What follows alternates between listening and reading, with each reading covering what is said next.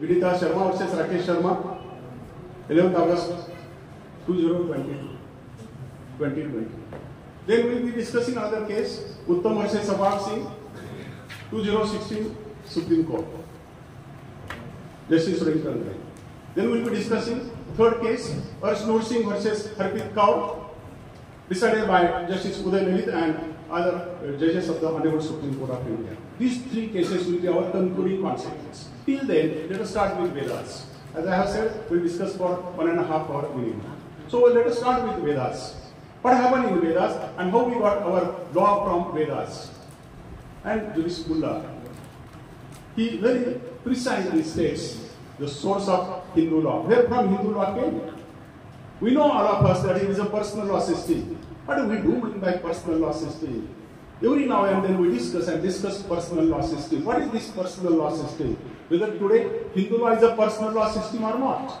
Or say for instance, friends, I tell you very interesting issue. If you go before the honorable judges of this Vaduz court and you want to argue before the judges of the Vaduz court and just you open Manusmriti, you bring with you Narada Smriti, you bring with you Brahaspati Smriti, and you start arguing before honorable judges. Other advocate opposite to you, he says, sir, what he is stating? Now there is only Hindu Succession Act 1956, there is a Parliament Law of 1956. Don't allow my colleague to read Manusmriti. Is Manusmriti to be read or not? Is Brahaspati Smriti to be read or not? Or whether Hindu law is contained in Puranas is relevant today or not? Any junior lawyer? आपल्या कोर्टासमोर आपण ह्या न्यायमूर्तींच्या समोर न्यायाधीशांच्या समोर जेव्हा एखादी केस चालू आणि कोणीतरी एखाद्या वकिलांनी सुरुवात केली की sir in this case this some verses in Manusmriti are relevant, from Brahaspati Smriti are relevant, or say Narada Smriti is relevant, whether that is to be read or not. Or there is a sub-school of Hindus in Bombay sub-school that is Vyavahara Mayuka. I want to read something. And तुमच्या मित्रांनी objection घेतलं, senior वकिलांनी objection घेतलं, no sir he cannot read. ते आता पुस्तकं धर्मशास्त्र हे मंदिरात वाचा, कोर्टात नाही वाचायचे. तर मग आता त्याचा प्रवास मंदिरापासून न्याय मंदिरापर्यंत होईल का नाही होणार? Is the question to be answer. वाचायचे का नाही वाचायचे? Anybody from the junior? कोण ज्युनियर सांगेल? म्हणजे पुढचे 1.5 तास काय सांगायचं ते मी ठरवतो. आज कोर्टात मनुस्मृती वाचायला परवानगी आहे की नाही? जाळायचा विषय वेगळा, त्याच्याशी आपला काही संबंध नाही. मनुस्मृती वाचायची की नाही वाचायची? बृहस्पती स्मृती वाचायची का वाचायची नाही? आणि when this question comes to you, where is the answer to be found? आणि मित्रांनो फार गोंधळून जायचं कारण नाही. हिंदू सबसेक्शन ऍक्टच्या सेक्शन 4(1)(a) मध्ये उत्तर दिलेलं आहे. त्या 4(1) मध्ये उत्तर दिलेलं आहे कधी वाचायची कधी वाचायची नाही. आजही मनुस्मृती रिलेव्हंट आहे. आजही कोर्टामध्ये बृहस्पती स्मृती वाचता येते, नारदा स्मृती वाचता येते. If it is permitted within the limits of section 4(1)(a) of the Hindu subsection act. Please read. आपण नेहमी काय करतो माहितीये का मित्रांनो, कोणताही कायदा वाचताना ना ते रिलेव्हंट सेक्शन 6, 8, 10 वगैरे पुढचे वाचायला सुरुवात. Read section 4, section 4(1)(a) and section 4(1)(b) and then you will have the right answer. But before we come to all these diametrically opposite views in different sections, let us see this Veda and therefrom how we are coming. ह्या सगळ्या सिस्टीमचं जे काय मित्रांनो base आहे ना आपल्या आजच्या सिस्टीमचा, हा कशात आहे? का बरं आमच्या ह्या भगिनी वर्षानुवर्ष त्या संपत्ती या विषयापासून दूर राहिल्या?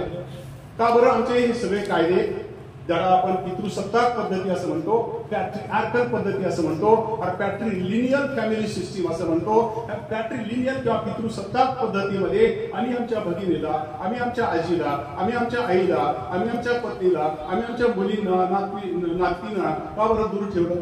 काय कारण असं? जर का आपले पूर्वज इतके हुशार होते, इतके सुंदर त्यांचा अभ्यास होता, आम्ही त्यांना का बरं ह्या भगिनीला लांब ठेवलं असेल? आणि ह्या मी तुम्हाला सांगतो, पुराणातली एकच ओळ कारणीभूत होती. जर का तुम्ही जस्टिस रामा जॉईसचं एन्शियंट लिगल हिस्ट्रीचं पुस्तक वाचलात ना, त्यातली एक ओळ तुम्हाला भारावून टाकेल. आणि ती ओळ अशी सांगते, अपुत्रस्य गतिही नास्ती. जस्टिस रामा जॉईस असं म्हणतात, ते पुराणाचा उल्लेख करतात. आपल्या पुराणांच्या मध्ये असं एक वाक्य होतं, अपुत्रस्य गतिही नास्ती. म्हणजे ह्या भूतलावरती ज्या हिंदूला मुलगा नाही, पुत्र नाही, त्याला गती नाही, त्याला मोक्ष नाही. म्हणजे आम्हाला मोक्ष मिळण्यासाठी काय असलं पाहिजे? मुलगाच असला पाहिजे, मुलगी असून चालणार नाही, अशी आपल्या पूर्वजांची भूमिका होती, त्यांची अशी श्रद्धा होती. त्या श्रद्धेला काहीतरी कारण असलं पाहिजे. का बरं आपले पूर्वज एवढे हुशार होते? जर का त्यांचा इतका गाढा अभ्यास होता, ते धर्मशास्त्रात इतके प्रावीण्य मिळवलेले होते, तर त्यांनी अशा प्रकारचं तत्व का बरं अंगीकारलं असावं? काय होतं हे तत्व? अपुत्रस्य गती ही नास्ती, म्हणजे इथून आपल्या विषयाची सुरुवात होते. अपुत्रस्य गती ही नास्ती म्हणजे ज्याला मुलगा नाही त्याला मोक्ष नाही. काय आहे हे आपली मोक्षाची कल्पना?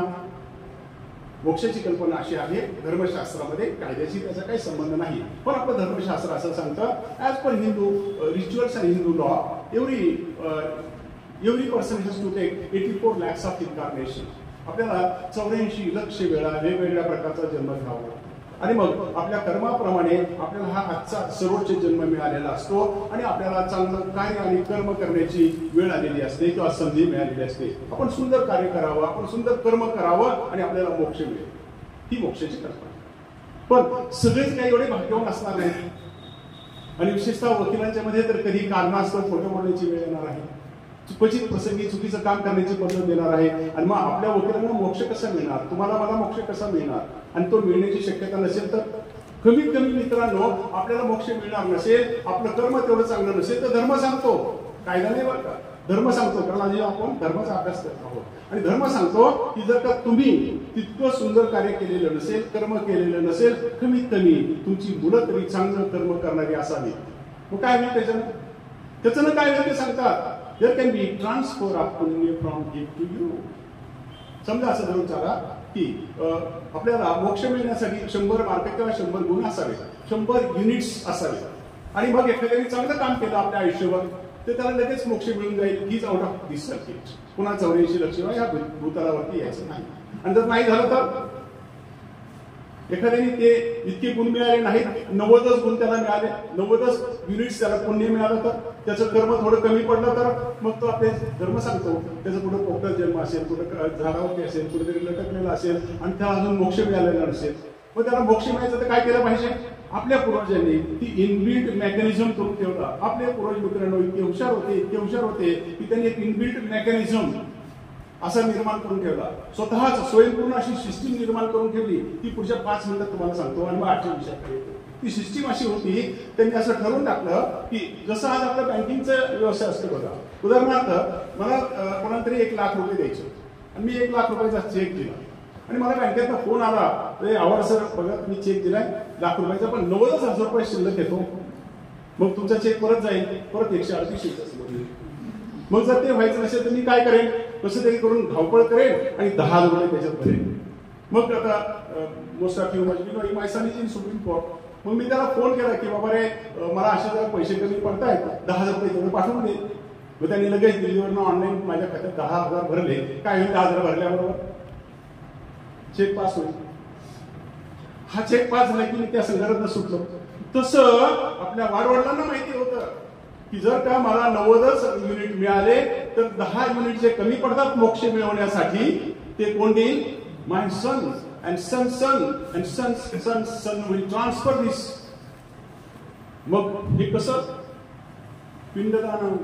बघा आपले वाडवडील आपणही तुम्ही घरी गेलात की बघा आपले आजी किंवा आई किंवा ते आपल्याला शिकवत होते पिंडदान करायचं. काय होतं पिंडदान? तरुण कोणाच्यासाठी सांगतो. पिंडदान म्हणजे काय होतं तर भाताचा एक गोळा असायचा असतो, तो आपण तयार करतो आणि तो श्रद्धापूर्वक आपण देतो. मग काय करतो आपण? फर्स्ट गोळा देतो भाताचा, नंतर आपल्या हाताला जी शीतं लागलेली असतात ती देतो, तिसऱ्यांदा काय देतो? Oblation of water. आपण ते उदक असतं किंवा पाणी असतं त्याचं दान करतो, ते आपण हवेमध्ये त्याला देत असतो. म्हणजे अशा पद्धतीनं तो भाताचा गोळा, हाताला लागलेली शीतं आणि नंतर पाणी, अशा प्रकारे आपण ते अर्पण करत असतो. कुणाला? परमेश्वराला नाही. हे पिंडदान परमेश्वराला नसतं, त्याला गरजच नाही. हे कोणाला असतं? आपल्या वाडवडिलांना. कशासाठी? ज्या वाडवडिलांना आपल्या आधीच्या पिढ्यांना 42 पिढ्यापर्यंत ज्याला ज्याला हे पुण्य कमी पडलं असेल त्याला बाबा माझं पुण्य जाऊ दे आणि मग त्यांना तो मोक्ष मिळू दे, ही याच्या मागची भावना होती. तुम्ही कोणतरी म्हणेल सर आज काय धर्माचा लेक्चर का कायद्याचं लेक्चर आहे? मित्रांनो हे कायद्याचंच लेक्चर आहे. प्रत्येक गोष्टीला कस्टमरी प्रॅक्टिसेसला काहीतरी धर्माचा आधार असतो. कोणत्याही धर्मात customary practices that dependent on some religious principles, आणि तसा याला तो आधार होता. मग हे आपल्या पूर्वजांनी विचार केला की अरे मग आता मला इथून पुढे कोण देणार आहे पिंडदान? तर मुलालाच करावा लागेल. मुलीला का बरं करता येणार नाही? कारण आमची ही भगिनी लग्नानंतर कुठे जाणार आहे? नवऱ्याच्या घरी. तिचा नवरा कुणाला पिंडदान करायला तिला सोबतीला घेईल? त्याच्या वडिलांनी. मग ह्याच्या वडिलांना पिंडदान करण्यासाठी मुलगाच असला पाहिजे. आणि मग ते सगळं कार्य त्यांनी आपल्या मुलावरती टाकून दिलं. एवढंच नाही, मग त्यांना वाटलं अरे हा मुलाला आपण हे सोपवलं, समजा माझ्याकडे कमी गुण असतील, मी कुठेतरी झाडावरती इकडे तिकडे लटकून राहिलेलो असेल, मोक्ष मिळण्याच्या प्रती मला अजून जायचं असेल आणि हा विसरला तर माझा मुलगा हा सद्गुणी न निघता जीवता मुलगा निघाला, तो विसरला पिंडदान करायला तर बघा आपली किती हुशार होते. मग त्यांनी 15 दिवसाचा प्रोग्रामच बिल्ड करून टाकला. पितृ-पंधरवडा काय असतो? पितृ-पंधरवडा त्याला सायंटिफिक बेसिस आहे मित्रांनो. पितृ-पंधरवडा म्हणजे काय? तर त्या 15 दिवसामध्ये समाजातले सगळे लोक पिंडदान करत असतात.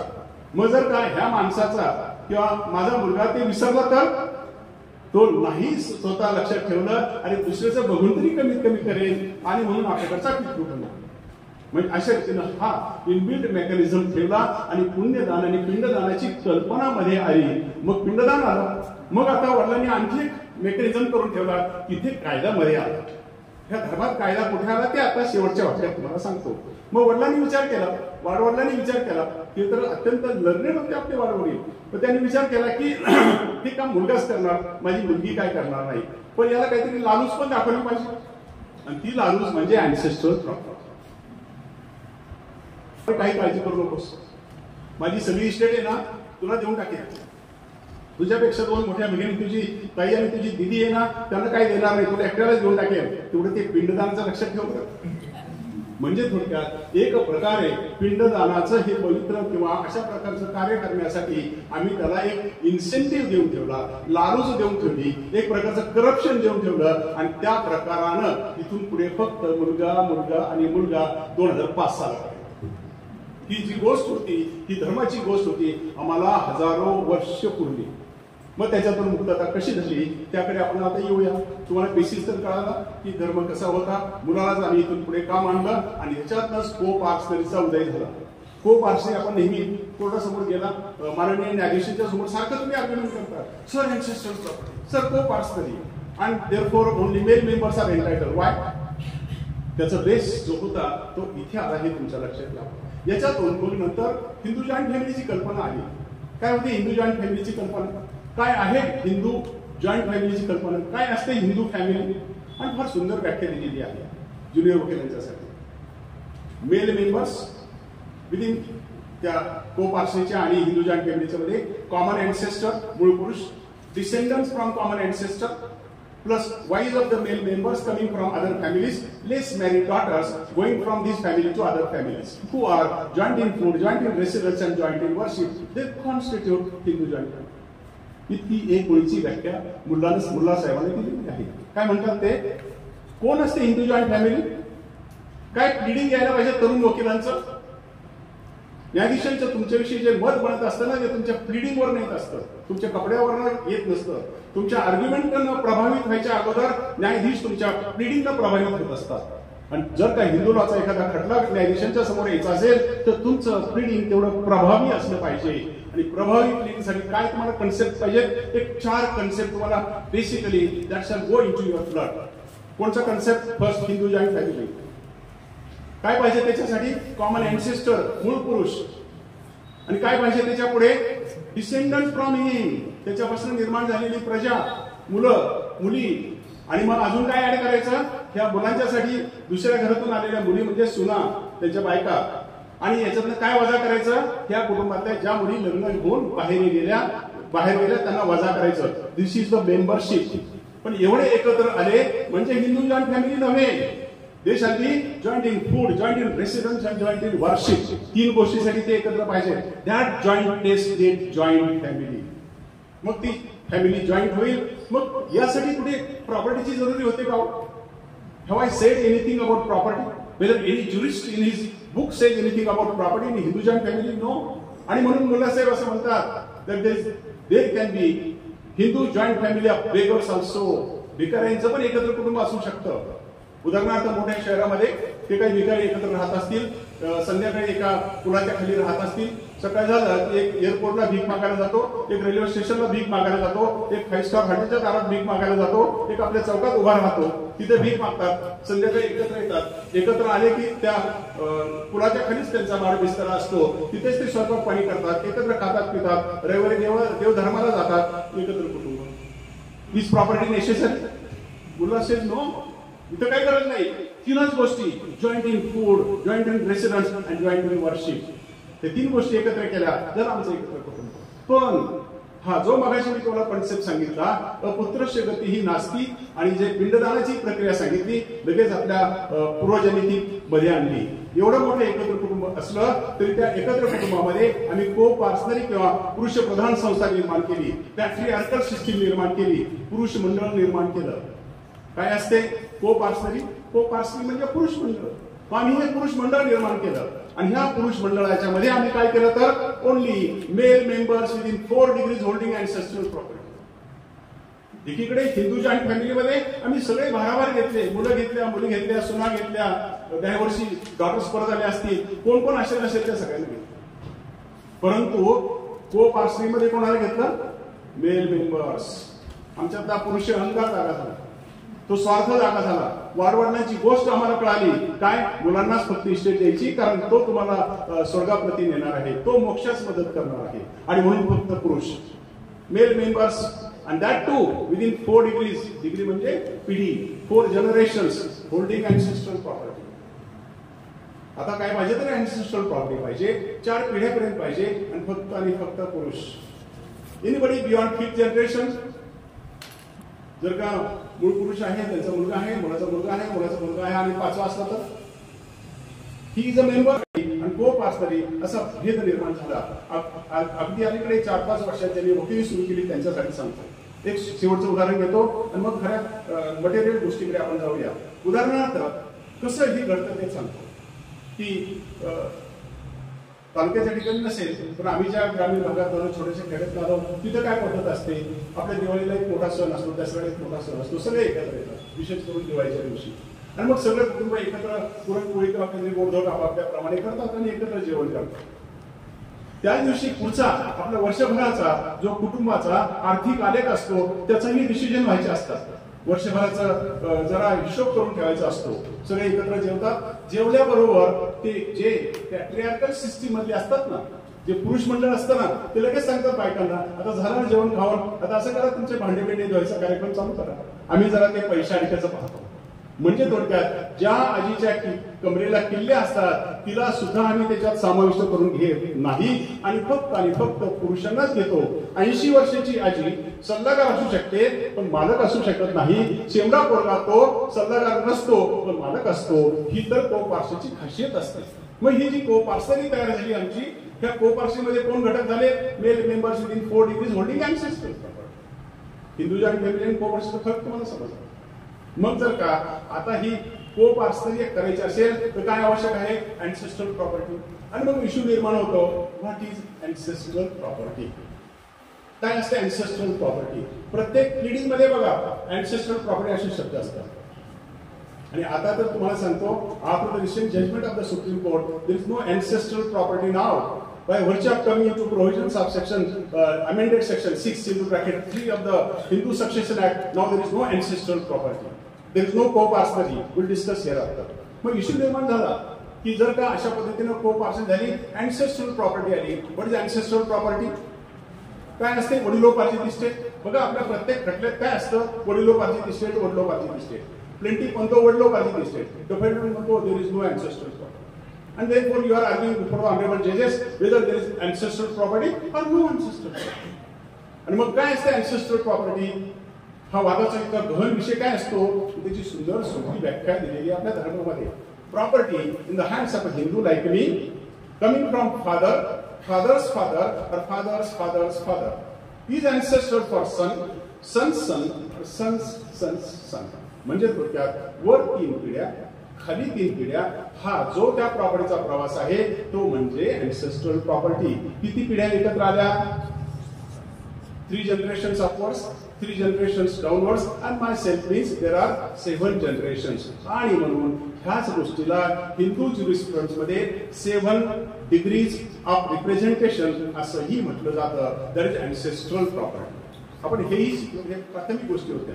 याच्यातनं आपल्याला जरा हायर डिस्कशनला जायचं म्हणून इतक्या एलिमेंटरी गोष्टी आपण पाहिल्या. मग आपण याच्यातनं काय शिकलो तर आता आम्हाला को पार्सनरी मध्येच प्रॉपर्टी राईट्स होते. मग हे एकदा जर का को पार्सनरी मध्ये हे प्रॉपर्टी राईट्स होते, हे शेअरना हक्क नव्हते आणि आपण तो जो इनबिल्ट मेकॅनिझम लावून ठेवलेला होता तो आपल्या पूर्वजांनी आपल्या धर्मग्रंथामध्ये प्रिन्सिपल ऑफ सर्व्हायव्हरशिपच्या आधारे तो रिटेन करून टाकला. एकदा को पार्सनरी निर्माण केली, एकदा अँसेस्ट्रल प्रॉपर्टी निर्माण केली आणि पुढे सांगून टाकलं in case of coparcenary how property will pass. What shall be the criteria for passing of the property? And here succession act comes in between. तिथे सक्सेशन येतं. आणि मग आपल्या पूर्वजांनी हा को पार्सीचा कन्सेप्ट काढताना वेदांनी किंवा स्मृतीने कस्टम्सनी किंवा पुराणांनी उपनिषदांनी आपल्याला काय सांगितलं त्या देयर इज अ को पार्सनरी. 4 जणांची को पार्सनरी उदाहरणार्थ. आणि जर का त्या 4 भावांची को पार्सनरी आहे आणि 4च्या पैकी एकाचा मृत्यू झाला तर what shall happen? And then our forefathers they said that there shall be application of the principle of survivorship. As per survivorship's principle, if there are 4 brothers, or father and 3 brothers, and one of them dies, what shall happen? Survivorship means his share will go to remaining 3 and not to his widow, not to his mother, not to his daughter, etc. त्या काळामध्ये आज सुद्धा को parcenary असेल तर त्या को पार्सनचा मृत्यू झाल्याबरोबर त्याच्या बायकोला मिळणार नाही, तर त्याच्या मुलीला मिळणार नाही, त्याच्या आईला मिळणार नाही, तर रिमेनिंग 3 को पार्सनर्सला जाईल. This principle is known as survivorship. And this survivorship was the mechanism whereby property of male was retained into the hands of male. थोडक्यात आपल्या वाडवडिलांनी फक्त को पार्सनरीची निर्मिती केली नाही तर त्यासोबतच ही प्रॉपर्टी तहहयात पिढ्यानपिढ्या फक्त पुरुषांच्याच हातात कसर राहील यासाठी त्यासाठी जे प्रिन्सिपल अप्लाय केलं that was known as survivorship principle. ह्या प्रिन्सिपलच्या द्वारे काय व्हायचं एक पुरुष मेला बाकीची 3 म्हणजे थोडक्यात पुरुषांची मालमत्ता फक्त आणि फक्त पुढे जातात राहील पुरुषांच्याच. आणि अशा पद्धतीनं को पार्सनरी आणि सर्व्हायव्हरशिप वेर द प्रिन्सिपल्स ऍप्लिकेबल देन. आमच्या ह्या भगिनींना हजारो वर्ष ज्या प्रॉपर्टी राईट्स पासून आम्ही दूर ठेवलं होतं ना त्यांना हे राईट देण्याचं काम प्रथम ब्रिटिशांनी केले हे लक्षात ठेवा. ब्रिटिशांनी भारताला लुटलं असेल आपण नेहमी म्हणतो, आमची संपत्ती घेऊन गेले हेही आपण म्हणतो, पण ह्या लोकांना खरं न्याय द्यायचं काम कोणी केलं असेल तर ते फक्त ब्रिटिशांनी केलं. सुरुवात त्यांच्या काळामध्ये झाली. कशी झाली? As we know, what happened in the beginning? Up to this time, we know that by the year 1856, there was a law called as Hindu Widows Remarriage Act. आधी remarriage करायला पण परवानगी नव्हती. Thanks to Britishers, thanks to Raja Ram Mohan Rai and other people in this behalf, that because of their good offices, this concept came into existence. And there was the Hindu Widows Remarriage Act of 1856, and thereafter there was Hindu Inheritance Act of 1928 and 29, and then came the real law. ब्रिटिशांनी आपल्याला काय gift दिली असेल, आमच्या भगिनींना काय gift दिली असेल तर 1937 चा कायदा. काय होता 37 चा कायदा? Up to 1937, if there is a family, if there is a co-parsonary having hundreds and thousands of acres of land, त्या घराची जी गृहलक्ष्मी होते तिच्या नवऱ्याच्या नावाने तेव्हा 1000 एकर जमीन असेल. नवऱ्याचा मृत्यू झाल्याबरोबर वाशी ओनर तिला काय आम्ही देत होतो का? सर्व्हायव्हरशिप. आमचं इनबिल्ट मेकॅनिझम की त्या तिच्या नवऱ्याचा मृत्यू झाल्याबरोबर इतक्या श्रीमंत कुटुंबामध्ये तिला जे सगळा घराचा सन्मान मिळत होता, घराची मालकीन समजली जात होती, तिला मात्र शून्य मिळत होतं. Because after death of her husband what happen? Survivorship. And survivorship काय झालं? Only male members and female were excluded from the application of this entire system. This was the beauty whereby female were kept aside and only male were preferred. He system आमची हजारो वर्ष राहिली. प्रथमतःच ब्रिटिशांनी हस्तक्षेप केला आणि 1937 चा कायदा आणला, the Hindu women's rights to property act of 1937. आणि इतका छोटा कायदा त्यांनी आणला, फक्त 13 अगदी छोट्या सेक्शनचा कायदा आणला आणि त्याच्यातून त्यांनी निर्मिती केली. काय निर्मिती केली? Hindu widow who had no rights for thousands and thousands years from Vedic period till 1937. Britishers, they conferred her with rights. What right? Right was called as limited or life interest. By this law, for the first time, in respect of husband's share, husband's estate in ancestral property or otherwise, she had life interest, limited interest. कायद्याने प्रथमच सांगून टाकलं, आता नवऱ्याचा मृत्यू झाला तर 37 सालानंतर त्या विधवा स्त्रीला तिच्या आयुष्यभर त्या प्रॉपर्टीमध्ये लिमिटेड इंटरेस्ट निर्माण होईल. दिस वॉज हिस्टॉरिक चेंज. लिमिटेड का असाना जो हजारो वर्ष मिळत नव्हता, कमीत कमी लिमिटेड तरी मिळाला. आणि लिमिटेड याचं कारण ह्या 1937च्या कायद्यानं केलं. काय होता लिमिटेड इंटरेस्ट? ते 2 वाक्यात जुनियर वकिलांना सांगतात. लिमिटेड इंटरेस्ट का लाईफ इंटरेस्ट म्हणजे नवऱ्याच्या मृत्यूनंतर ह्या आमच्या विधवा स्त्रीला काय मिळालं तर ती प्रॉपर्टी, घर असेल तर राहू शकते, जर का शेती असेल उत्पन्न घेऊ शकते.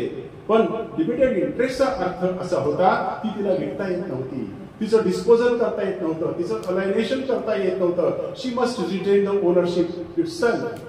आणि तिच्या मृत्यूनंतर she could enjoy for life time only. तिच्या मृत्यूनंतर property was to be reverting back to some men members.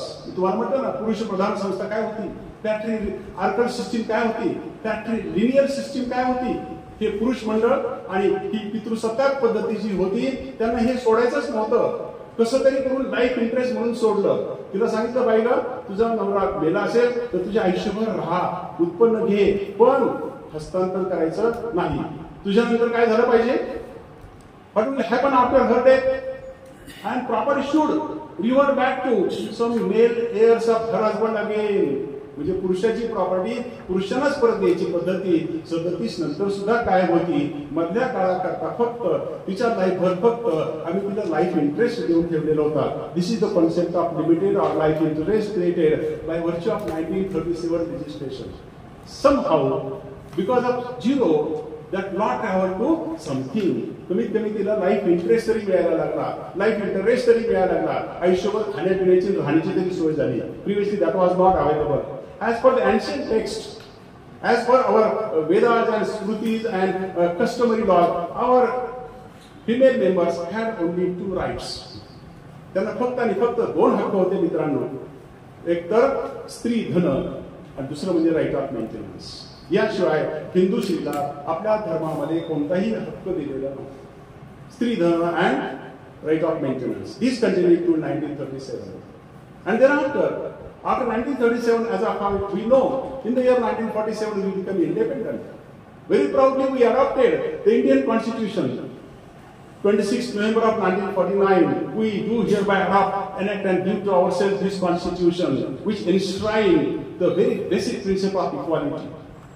All shall be equal. Equality before law.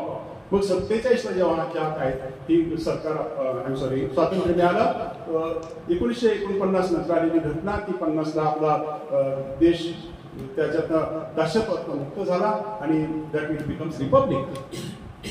मग आता तरी भगिनींना वाटलं, चला माझी आई आजी पणजी ह्या सगळ्यांच्यावरती अन्याय झाला, मला तरी न्याय देऊ दे. They wanted to have proprietary rights. कुठे equality? If my son, if my brother is younger to me, माझा धाकटा भाऊ आहे, त्याला मात्र वडिलासारखा हिस्सा मिळतोय आणि मला मात्र काहीच हिस्सा मिळत नाही. That was the claim. ह्या भगिनींनी अशा प्रकारे जसं एज्युकेशन यायला लागलं, वेगवेगळ्या स्त्रियांच्या संस्था निर्माण झाल्या, मग त्या सगळ्या संस्थांचा जो रेटा वाढला, त्या रेट्याला शेवटी काय घडलं तर 1941 साली हिंदू कोड बिल कमिटीची स्थापना झाली. In the year 1941 what happen was Hindu code bill committee under the chairmanship of doctor B N. Rau. Doctor B N. Rau यांच्या अध्यक्षतेखाली हिंदू कोड बिल कमिटीची स्थापना झाली 41 साली. काय होतं हिंदू कोड बिल कमिटी? ह्या पुराणात आणि इतक्या विचित्र ठिकाणी, इतक्या वेगवेगळ्या ठिकाणी असलेला हा हिंदू कायदा सगळं एकत्र आणला की त्याचं कोडिफिकेशन करतो. वेगवेगळ्या ठिकाणी जर का आपण कायदा विचारला, मनुस्मृती वेगळी सांगते, जिमुतवाहना स्मृती वेगळी सांगते, विजयज्ञानेश्वरा वेगळी सांगते, नारद वेगळे सांगतात, बृहस्पती वेगळे सांगतात, हजारो स्मृती. मग त्याच्यावेळी असं ठरलं, अरे हे सगळे एकत्र आणा आणि कोडिफाय करून टाकू. Let there be codification of Hindu law, and for that purpose B.N. Rao committee was constituted. तरुण वकिलांना सांगतो, हेच ते B.N. Rao होते, who was consultant to the constituent assembly, हे जे अध्यक्ष होते हेच घटना समितीचे सल्लागार होते. ज्या घटना समितीमध्ये भारतभरचे सगळे तत्वज्ञ होते त्यांना सल्ला देणारे हे बी एन राव.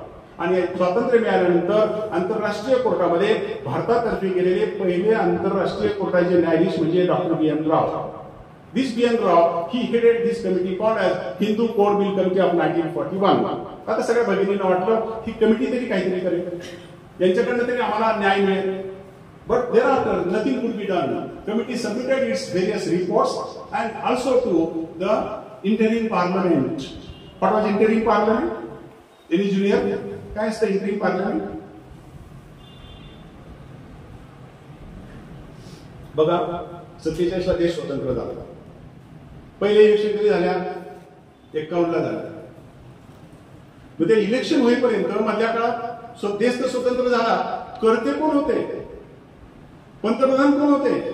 इलेक्शन तर झाले नव्हत्या पार्लमेंटच्या. म्हणजे मधल्या काळात भारतासाठी, स्वतंत्र भारतासाठी 47 त्याच्या सालापासून 51 सालापर्यंत कायदे कोण करत होतं?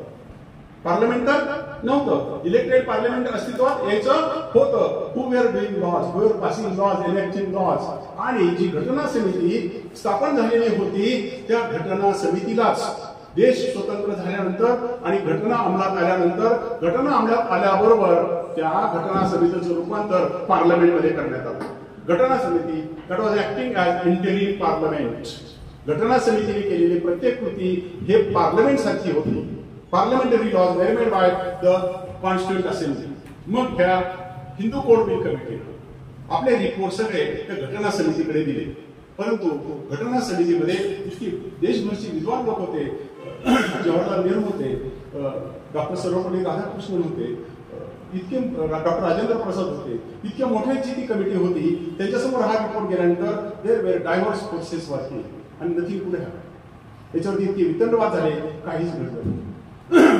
त्या दृष्टीनं हिंदू कोड कधीच निर्माण झाला नाही. आणि त्यानंतर पार्लमेंट आलं. पार्लमेंट आल्याबरोबर पार्लमेंट समोर हा विषय चर्चेला आला आणि त्यानंतर हिंदू सक्सेशन ऍक्ट तयार व्हावा असं डॉक्टर आंबेडकरांनी ठसून सांगितलं. आणि जेव्हा आंबेडकरांनी सांगितलं की सक्सेशन मॅटर्स मध्ये हा को पार्सनीचा कन्सेप्ट नष्ट करून टाकला पाहिजे, there shall be no coparcener and Hindu female and Hindu male, son and daughter shall be at par. आपण ह्या जो घटनेतला हा जो असमतोल आहे, राईट टू इक्वालिटी आहे, ते प्रिन्सिपल अप्लाय करूया आणि ह्या दोघांच्या मध्ये जो मतभेद फरक आपण केलेला आहे तो दूर करून टाकूया. सन इज इक्वल टू डॉटर. मात्र हा जो कन्सेप्ट डॉक्टर आंबेडकरांनी मांडला तो जवाहरलाल नेहरूंना पसंत नव्हता. There was controversy between late Jawaharlal Nehru आणि डॉक्टर आंबेडकर. दोघे इतकी मोठी टॉवरिंग पर्सनॅलिटीज. आणि त्यानंतर मात्र जेव्हा पॉलिटिकली आपला निर्णय मान्य होत नाही, आपण त्या मेजॉरिटीचा आपल्या मागे काढणार नाही असं पाहिल्याबरोबर डॉक्टर आंबेडकरांनी आपला मंत्रिपदाचा राजीनामा दिला. आता लोक मित्रांनो मंत्री होण्यासाठी काय काय करतात? त्या काळामध्ये केवळ एका गोष्टीसाठी एवढ्या मोठ्या माणसाने आपला राजीनामा देऊन टाकला. I don't want this ministry. एवढंच कशाला ते म्हणाले, मिनिस्ट्री पण नको, खासदारकी पण नको. त्यांनी मिनिस्ट्रीचा राजीनामा दिला, आपल्या खासदारकीचा राजीनामा दिला आणि सांगितलं की हे होणार नसेल तर मी चालतो. मग प्रश्न उपस्थित होतो, जर का जवाहरलाल नेहरू आणि इतकी विद्वान लोक याच्यात असतील त्यांनी का बरं हे मान्य नसेल केलं? त्याला काहीतरी कारण असलं पाहिजे. कारण असं होतं की जर का त्या काळामध्ये डॉक्टर आंबेडकर म्हणाले तसं एका फटक्यात आपण को पार्सनली नष्ट करून टाकलं असेल तर काय झालं असतं? किती % भारतामध्ये हिंदू होते तेव्हा? साधारणपणे 80% आसपास तरी हिंदू असावेत अंदाजाने. मग त्यांना असं वाटत होतं अरे आपण याच्याद्वारे हिंदूंच्या धर्मामध्ये, हिंदू प्रिन्सिपल्स मध्ये ढवळाढवळ केली तर राजकारणामध्ये हे आपल्या अंगावरती येते. आणि इथे राजकीय तडजोड झाली आणि ठरलं की अरे आपण आता एकदम हस्तक्षेप करायला नको, एकदम को पार्सनली नष्ट करायला नको, की आपण टप्प्याटप्प्यानं नष्ट करूया. आणि म्हणून त्यांनी जे टप्पे ठरवले ते हिंदू सक्सेशन ऍक्ट मध्ये घातले. आणि म्हणून हिंदू सक्सेशनचा जर का तुम्ही नीट अभ्यास केला तर तिथे संपूर्ण हिंदू कायदा कुठे पॉइंट आउट करतो तर टर्मिनेशन ऑफ को पार्सनल. को पार्सनली टर्मिनेट करायची असाच ह्या कायद्याचा उद्देश होता. मात्र एका फटक्यात नाही, एका फटक्यात ती टर्मिनेट करायची नव्हती, टप्प्याटप्प्याने करायची होती. कुठे उत्तर सापडतं? असं जे आपण मी आता म्हणालो त्याचं उत्तर कुठे सापडतं तर सेक्शन 4, सेक्शन 6, सेक्शन 8, सेक्शन 19 आणि सेक्शन 30 ऑफ द ऍक्ट. हे जर का तुम्ही एवढे सेक्शन वाचले तर तुमच्या असं लक्षात येईल की जे आंबेडकर साहेबांचं म्हणणं होतं ते नेहरू साहेबांना मान्य नव्हतं. त्यांनी सांगितलं एका फटक्यात नको, let us C by this process. त्या घरामध्ये आता मृत्यू होऊ द्या, एक मृत्यू झाला की को पार्सनरी संपूया. म्हणजे थोडक्यात को पार्सनरीची निर्मिती बर्थ न होते, कशाने होते? By birth. आणि त्याची जर का डेथ करायची असेल, को पार्सनरी संपवायची असेल तर let there be one death in the coparcenary. एक डेथ झाल्यावर काय होईल? Section 8 will apply. and what section 8 will result into? Separate property. जर का सेक्शन 8 चं ऍप्लिकेशन झालं रे झालं की Uttam versus Sehwag Singh supreme court of India 2016 supreme court. थोडक्यात हे जे इनबिल्ट मेकॅनिझम निर्माण केलं त्यासाठी काय करावं लागलं तर हिंदू सक्सेशन ऍक्ट 1956 आणि त्यातून पार्लमेंट कडून अशा प्रकारच्या कायद्याची निर्मिती झाली. तो आपला आजचा विषय आहे, the Hindu succession act of 1956. आणि ह्या कायद्याची निर्मिती झाली आणि ह्या कायद्याची निर्मिती झाल्यानंतर हा कायदा 17 जून 1956 सालापासून अंमलात आला. आणि आता आपण त्या पहिल्या प्रश्नाकडे येऊया. कोणता पहिला प्रश्न? Our first question was in respect of whether our ancient law, in text, scriptural law, textual law is applicable for courts and judges today or not. आणि जर का तुम्ही कोणतंही माननीय सर्वोच्च न्यायालयाचं पार्टिशनवरचं जर का जजमेंट वाचलं, इन्क्लुडिंग विनीता शर्मा वर्सेस राकेश शर्मा, कोणतेही सुप्रीम कोर्टाचं जजमेंट काढा, सगळ्या धर्मग्रंथाचा उल्लेख आढळतो. मग इकडे आपण असं म्हणतो की जर का 17 जून 56 पासून जर हिंदू सक्सेशन ऍक्ट आला असेल, पार्लमेंटचा कायदा आला असेल, तर तेच वाचूया ना, फक्त त्याची कॉमेंट्री वाचू, त्याचे जजमेंट वाचू. कशाला जुना आपला हजारो वर्षाचा कायदा वाचायचा? And that is decided with reference to section 4. हे वाचण्यासाठी प्रत्येक तरुण वकिलांना पुढचे सेक्शन वाचायच्या अगोदर सेक्शन 4 वाचा मित्रांनो. त्या 4 सेक्शनचं जे हेडिंग आहे ना, that itself is self explanatory. काय आहे त्याचं हेडिंग? Over riding effect. काय दिलं हेडिंग? ओव्हर रायडिंग इफेक्ट म्हणजे वरचढ ठरणे. थोडक्यात हा कायदा कुठे कुठे धर्मग्रंथापेक्षा वरचढ ठरेल, that is decided in section 4. आणि सेक्शन 4 हा पूर्वी सेक्शन 4(1), सेक्शन 4(1) आणि सेक्शन 4(2) असा होता. त्यापैकी सेक्शन 4(2) जो होता तो 2005च्या अमेंडमेंटनं काढून टाकलेला आहे. आता फक्त सेक्शन 4(1) अ आणि ब आहे. मग आपण आता 4(1) कडे जाऊया. आणि 4(1) फक्त 4 ओळीमध्ये त्या 2 कायद्याची सांगड घालतो. पुस्तकातला काय म्हणजे कोणची पुस्तकं? Vedas, उपनिषदास, and ऋषीज and मुनीज and their work, and on the other hand पार्लमेंटचा कायदा. ह्या दोघांच्या मध्ये काय परस्पर संबंध आहे हा सेक्शन 4(1) दाखवतो. ज्या ज्युनियर वकिलांना आपण ह्या दोघांच्या मधला संबंध समजावून घ्यायचा असेल तर 4(1) वाचा. सेक्शन 4(1) असं सांगतो, any text, any rule, any interpretation of Hindu law or any usage or any custom of that law immediately enforced before commencement of this act shall cease to exist insofar as there is provision made in this act. This is entire law. जुना कायदा का नवीन कायदा? पुस्तकातला कायदा का धर्मग्रंथातला कायदा? याचा संबंध जर का तुम्हाला समजावून घ्यायचा असेल त्या 2च ओळी लक्षात ठेवा. Any text, any rule, any interpretation of Hindu law or any custom or any usage of Hindu law shall cease to exist. हा धर्मातला कायदा आता थांबेल, लावायचा नाही, वापरायचा नाही. केव्हा? त्या 4 गोष्टी, any text, any rule, any interpretation or any usage of custom of Hindu law shall cease to exist. आता ती अस्तित्वात राहणार नाही, लावायची नाही. केव्हा? If there is provision made in this act. जर ह्या ऍक्ट मध्ये स्पेसिफिक तरतूद असेल तर त्या 5 गोष्टी वापरायच्या नाहीत. आणि नसली तर, याच्यात तरतूद नसली तर लावायची. आज सुद्धा मनुस्मृती वाचायची केव्हा? आज सुद्धा बृहस्पती वाचायची केव्हा? सगळे जुने धर्मग्रंथ वाचा, आपण याच्यासोबत त्याचं विश्लेषण करा. जर का ह्या पुस्तकामध्ये, पार्लमेंटच्या पुस्तकामध्ये 17 जून 56 पासून आलेल्या पुस्तकामध्ये त्याचा उल्लेख नसेल, सगळं वाचा. आणि इथे स्पेसिफिक उल्लेख असेल तर मग नाही वाचायचं. This is simple consequence stated in section 4(1)(a). मग प्रश्न उपस्थित होतो की या दोघांच्या मध्ये ही सांगड घालत असताना असं कोणचा रूल आहे बरं की तो आजही आपण लावतो?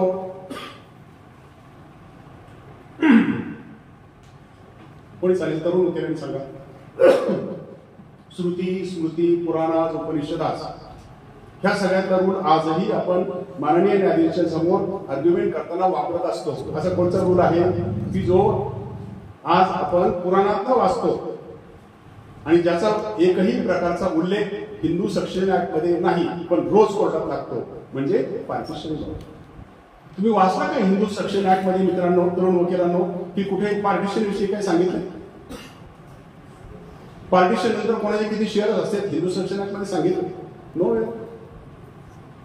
त्या कोणत्याही पार्लमेंटच्या पुस्तकामध्ये हिंदूंच्या दरम्यानचं पार्टिशन कसं व्हावं याचा काहीही उल्लेख केलेला नाही. कुठं शोधायचं मग? सेक्शन 4 सांगतं. जर इकडे उल्लेख असेल तर काय करायचा? पार्लमेंटच्या कायद्यात उल्लेख असेल तर काय करायचा? फक्त पार्लमेंटचा कायदा वाचायचा, जुने धर्मग्रंथ वाचायचे नाही. आणि जर का पार्लमेंटच्या कायद्यात त्याचा उल्लेख नसेल तर मग सगळं वाचायचं. आणि म्हणून आजही आपण कोर्टासमोर आर्ग्यू करत असताना, कोर्टासमोर एखादं प्रतिपादन करत असताना किंवा एखादं प्लीडिंग करत असताना आपण ह्या सगळ्या धर्मग्रंथाचा उल्लेख करतो, पुराणातला उल्लेख करतो आणि जुना पार्टिशनचा कायदा अप्लाय होतो आजही. कारण त्यासाठी आताच्या आपल्या 56च्या कायद्यामध्ये काहीही तरतूद केली. This is simple. This you have to understand. हे प्रथम आपण समजून घेतलं पाहिजे. आणि this continue hereafter what happen then came section 6. मी तुम्हाला म्हटलं ना की एखाद्या तरुण वकिलांना अत्यंत सिनियर वकिलांच्या मालिकेत जर का जाऊन बसायचं असेल, मागच्या टेबलावर नेऊन यांच्या शेजारी खुर्चीत आपण बसायचं असेल आणि कोर्टासमोर जर का यांच्या तोडीचा आर्ग्युमेंट करायचा असेल तर मित्रांनो फक्त 5 सेक्शन लक्षात ठेवा. Learn by heart. कोणते section? Section 4, section 6, section 8, section 19 आणि section 30 along with section 14 of this act. एवढे 5-6 सेक्शन वाचले ना, तुम्हाला सांगतो सगळा कायदा तुमचा मुखोद्गत होत जाईल. काय सेक्शन आहेत आपण थोडक्यात बघू. एक सेक्शन पाहिलं आपण. आता पुढचा सेक्शन बघू. Section 6. Before 2005 what was section 6? Old section 6, it said when male Hindu dies after commencement of this act, when a male Hindu dies after commencement of this act, having at the time of his death his interest in the Mitakshara co-parcenary, then his interest shall devolve on the surviving co-parceners by survivorship and not as per this act. कायदा केला होता सक्सेशनचा, पण general rule होता सर्वाइव्हर्सचा.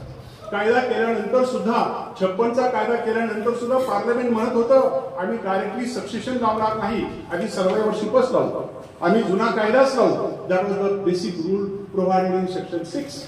However this law, this entire law, जसं आपण म्हणतो ना समुद्र मंथन करावं आणि अमृत काढावं, तसं ही Hindu code bill committee 1941 parliament समोर झालेले सुमारे 10 वर्षाचा सगळा चर्चा आणि याच्यातून निघालं ते समुद्र मंथन म्हणजे हिंदू सक्सेशन ऍक्ट ऑफ 1956.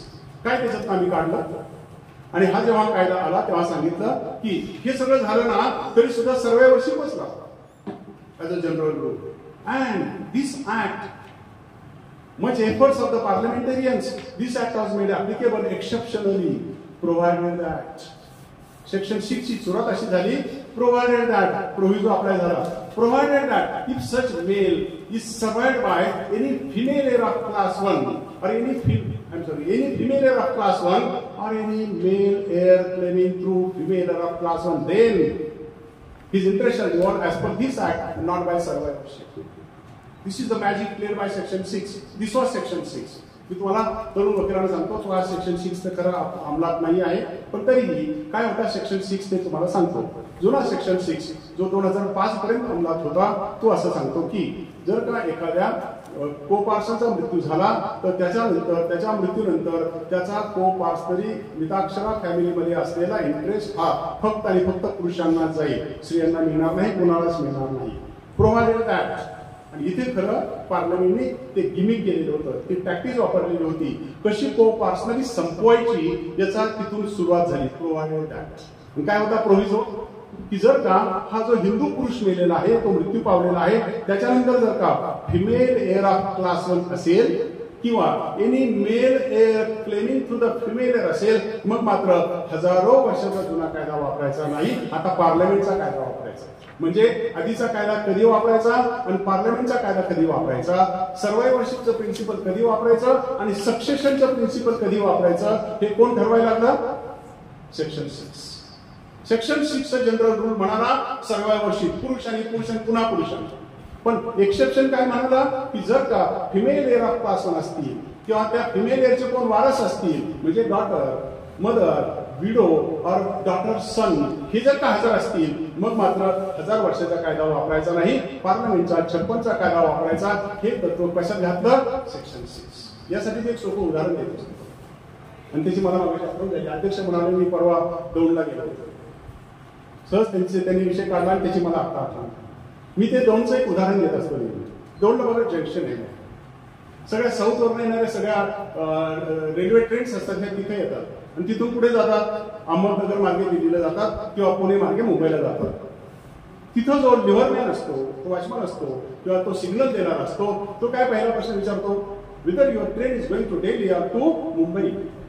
जर का तो मुंबई म्हणला तर तो तिकडचा लिव्हर करतो म्हणजे जा हे असतं. तो जर म्हणला मुंबई तर तो म्हणतो जा पुणे मार्गे जा मुंबई. म्हणजे थोडक्यात तो जो लिव्हरमॅन असतो तो हा प्रोव्हिजो काम करतो. पहिला प्रश्न काय विचारायचा, तो जसा विचारतो पुणे मुंबई का दिल्ली, तसं एकच प्रश्न विचारतात सेक्शन 6 ला, whether there are any female heir of class 1 or not, or whether there is any male heir claiming through female heir of class 1 or not. एकच प्रश्न विचारायचा. संपूर्ण कायद्याचं ऍप्लिकेशन कशावर अवलंबून होतं? कशावर अवलंबून होतं? त्या पुरुषाच्या मृत्यूनंतर, त्या को-पार्टनरच्या मृत्यूनंतर कोणी फिमेल एअर आहे का? फिमेल एअर म्हणजे कोण? मदर, विडो, हिज डॉटर एक, किंवा any male heir claiming through female heir. मग मुलीचा मृत्यू झाला असेल, तिचं मुलगा आहे का, तिची मुलगी आहे का, मग त्याला जर का मुलगा किंवा मुलगी असेल तरी सुद्धा आता काय करायचं? हा कायदा वापरायचा, सर्वायवरशिपचं प्रिन्सिपल लावायचं नाही. म्हणजेच थोडक्यात सक्सेशनचं लॉ वापरण्यासाठी कशाची आवश्यकता होती? Class 1 airs. आणि क्लास 1 एअर्सची निर्मिती ती कोणत्या कायद्याने केली तर 1956च्या कायद्याने केली. ही सेक्शन 6ची सुरुवात झाली. पण त्या सेक्शन 6च्या खाली एक्सटेन्शन केले मित्रांनो. जुन्या सेक्शन 6च्या खाली ते नवीन सेक्शन 6च्या खाली सुद्धा आहे. आणि देन तिथे काय शब्द होता? Such person having his interest in copartnership property, मिताक्षरात को-पार्टनरशिप.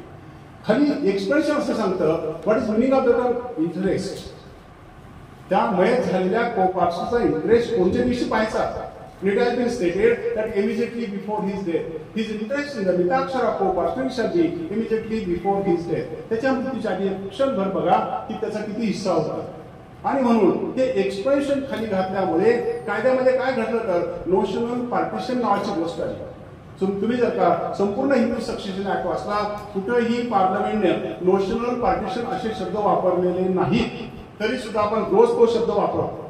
तरी आपले न्यायाधीश तो शब्द वापरतात, सर्वोच्च न्यायालयाचे न्यायमूर्ती तो शब्द वापरतात, तुम्ही आणि वकीलही तो शब्द वापरतात. What is notional partition? कुठून आलं ही नोशनल पार्टिशन? ही फ्रेज वकिलांनी आणि न्यायमूर्तींनी आणि न्यायाधीशांनी फाईन केलेली फ्रेज आहे. आणि ते येण्याचं कारण म्हणजे ती कशासाठी आली तर ते एक्सप्लेनेशन.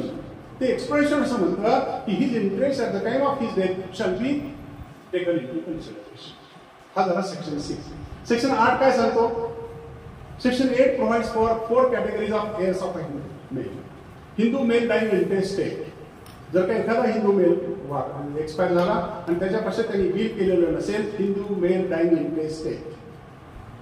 इंटेस्टेट म्हणजे काय? म्हणजे ते फक्त मी सिनियर वकिलांना गृहीत धरून जायचो. ज्युनियर वकिलांच्यासाठी व्हॉट इज इंटेस्टेट? इंटेस्टेट म्हणजे काय? जो विल न करता मरतो त्याला इंटेस्टेट असं म्हणायचं. There are 2 categories of succession, testamentary succession and intestate succession. जेव्हा तो विल करतो त्याला म्हणायचं टेस्टामेंटरी सक्सेशन, आणि जेव्हा तो विल करत नाही तेव्हा म्हणायचं इंटेस्टेट सक्सेशन. सो इथे आपण जी चर्चा करत आहोत ती इंटेस्टेट सक्सेशनची. टेस्टामेंटरीची चर्चा आपण कोणत्या कायद्यात करायची? Any junior lawyer?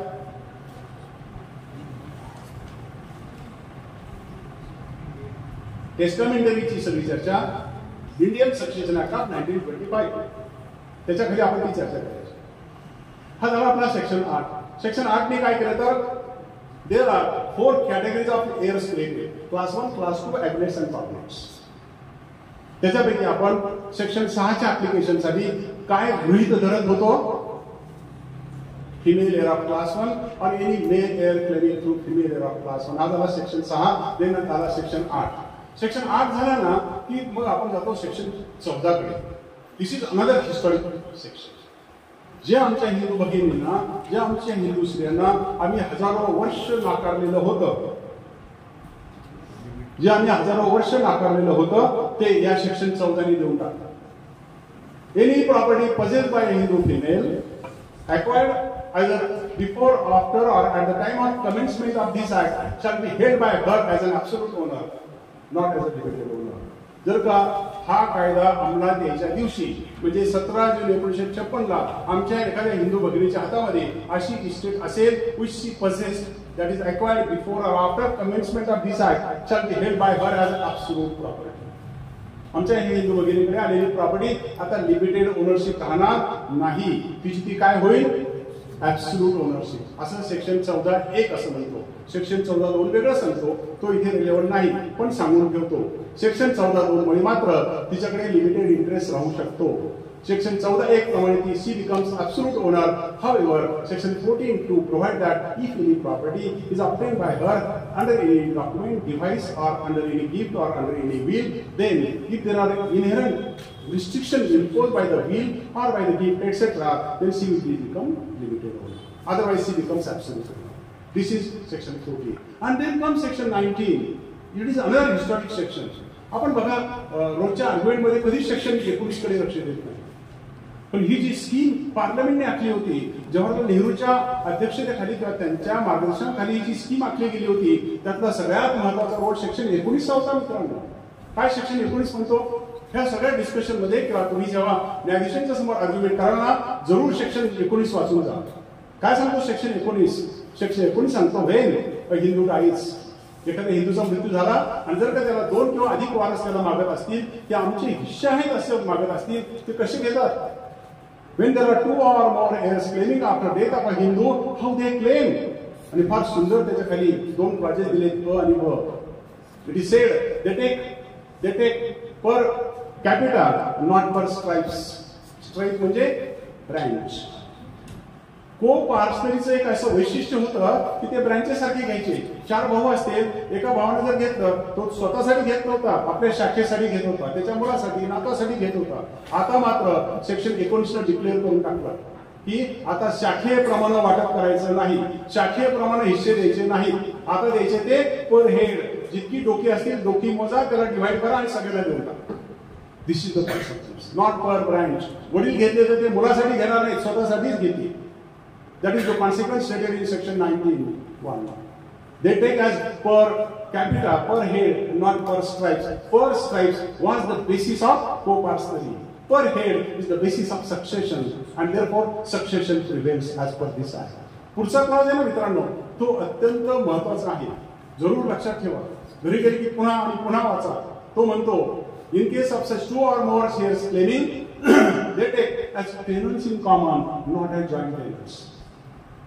तरुण लोकांनी हा क्लासचा फार चांगला अध्ययन करावा. जितक्या वेळा असेल तितकं वेगळं समजेल. 2च ओळी, त्या 2 ओळीनं भारताचा आणि हिंदूंचा कायदा बदलून टाकला.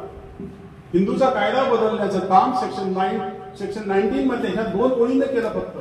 दे are now after death of a Hindu, they are holding as tenants in common and not as joint tenants. आपण जे मगाशी मी म्हणालो की को पार्सनरी टर्मिनेट करायचं काम असं टप्प्याटप्प्यानं केलं. आपण म्हणतो ना, एकदम मान छाटून टाकलं एका प्रकारचा मृत्यू आणि त्याला स्लो पाहिजे दिलं आणि त्याला हळूहळू मारलं. ही को पार्सनरी हळूहळू मारली मित्रांनो. आणि ते हळूहळू मारण्याचं कार्य जे होतं त्यासाठी सेक्शन 19 मधून घेण्यात आली. सेक्शन 19 काय म्हणतो, जर का हिंदूचा मृत्यू झाला, जर का को पार्सनरचा मृत्यू झाला, त्याला क्लास 1 इयर्स असतील, कसे द्यायचे? प्रत्येकाला हिस्से देऊन टाका, मोकळा करा. को पर्सन एंड्स. आई आहे, मुलगी आहे, तिची भगिनी आहे, कोण वारस असतील त्या सगळ्यांना हिस्से देऊन टाका. आर दे को पार्सनर्स? त्या भगिनी कधी को पार्सन होणार आहेत का? नाही. बायको को पार्सन होणार आहे का? नाही. आई को पार्सन होणार आहे का? नाही. को पार्सन पुढचा क्लास तर त्यापेक्षा घातक. खरं जे अस्त्र आणि शस्त्र पार्लमेंटच्या हातामध्ये होतं ते होतं दुसरा क्लास सेक्शन 19चा. काय म्हणतो दुसरा class? They take as tenants in common and not as joint tenants. तरुण वकिलांना जे नुकतेच 2-3 वर्षात आले त्यांना टेनंट म्हणजे भाडेकरू वगैरे असं वाटेल. दिस इज नॉट. टेनंट इथे किंवा टेनंटची इथे अर्थ भाडेकरू अर्थाने घ्यायचा नाही. This is the phrase taken from Anglo Saxon jurisprudence from England. इंग्लंडचा जो अँग्लो सेक्शन ज्युरिस्प्रुडन्स आहे त्याच्यातून ही जॉईंट टेनन्सी आणि कॉमन टेनन्सी हा कन्सेप्ट घेतलेला आहे. काय असते जॉईंट टेनन्सी? टेनन्सी म्हणजे भाडेकरू नव्हे, टेनंट नव्हे. टेनन्सी म्हणजे होल्डिंग, धारण शक्ती किंवा धारण करणे. आणि इथे ती जी प्रॉपर्टी धारण केलेली होती त्यात joint tenancy. What was joint tenancy? Concept of joint tenancy was, as per English jurisprudence, what was followed in our co-personally was, if there are 4 brothers or 4 co-partners, then in case of death of either of them, his property reverted back to others. एखाद्याचा मृत्यू झाला, 4 भावापैकी एका भावाचा मृत्यू झाला तर त्याची estate ह्या 3 भावांना मिळायची. त्याच्या त्या विधवा स्त्रीला किंवा त्याच्या त्या वृद्ध आईला किंवा त्याच्या लहान बाळाला किंवा मुलीला मिळत नव्हती. दिस वॉज जॉईंट टेनन्सी. हे जॉईंट टेनन्सी याच्यापैकी एक वारस नाही पाहिजे, हे रिमेनिंग 3 मालकांना जात होती. दिस वॉज जॉईंट टेनन्सी. आणि हे तर खरं को पार्सनचं सूत्र होतं आणि पार्लमेंटने तेच नष्ट करून को पार्सनली नष्ट करण्यासाठी जी सुरुवात झाली ती ह्या क्लॉजनं झाली. आणि इथून पुढे काय झालं? If after 17 June 1956 if there is a death of Hindu co-partner or from Mitakshara co-partner, then what happened? They take as tenants in common. Tenants in common म्हणजे जर का 4 भाऊ असतील आणि जर का एकाचा मृत्यू झाला तर आता त्याची इस्टेट याला जाणार का? नाही. ती कोणाला जाणार? त्याची बायको, त्याची मुलगी, त्याचा मुलगा, जे whatever they are, that is called as tenants in common. Therefore, in case of tenants in common, there is no principle of joint tenancy. आता जर हे सगळे वारस झाले, त्या वारसापैकी कोणाचा मृत्यू झाला तर त्याच्या वारसाला जाईल, राहिलेल्यांना मिळणार नाही. That was the principle made applicable by virtue of section 19(1), section 19(a) and (b). And then comes section 30. Section 30 is another historic section. तो सुद्धा 2005 मध्ये अमेंड झाला, ते आपण आता पुढच्या टप्प्यात बघणार आहोत. मग काय झालं पुढच्या सेक्शन 30 ला?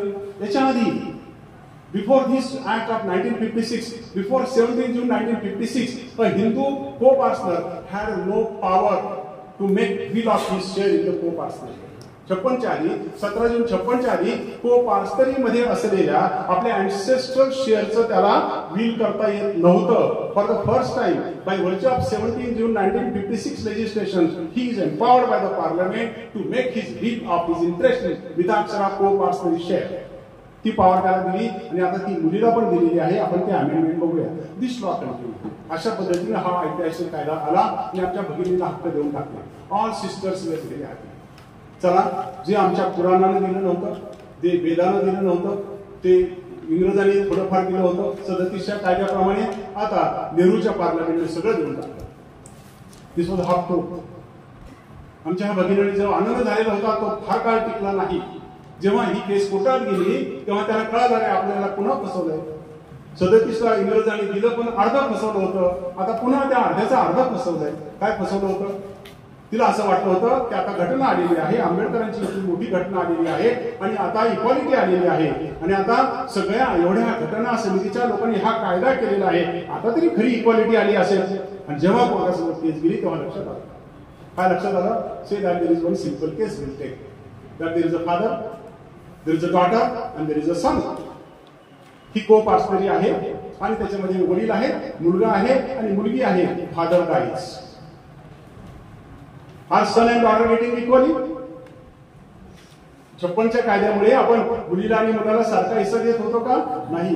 केस येईपर्यंत तिला वाटत होतं मला सारखा हिस्सा दिलाय, पण सारखा हिस्सा दिलेला नव्हता. तो कसा फसवा होता ते न्यायाधीशांनी सांगितलं. मग त्यांच्या समोर जेव्हा केस गेली, त्यात there was father, there was daughter and there was a son. मग ह्या त्या वडिलाच्या मृत्यूनंतर कसं वाटप झालं, कशी सिनियर वकील मंडळी ड्राफ्ट करतात आणि कसे निकाल येतात त्याच्यावर बेस होतो.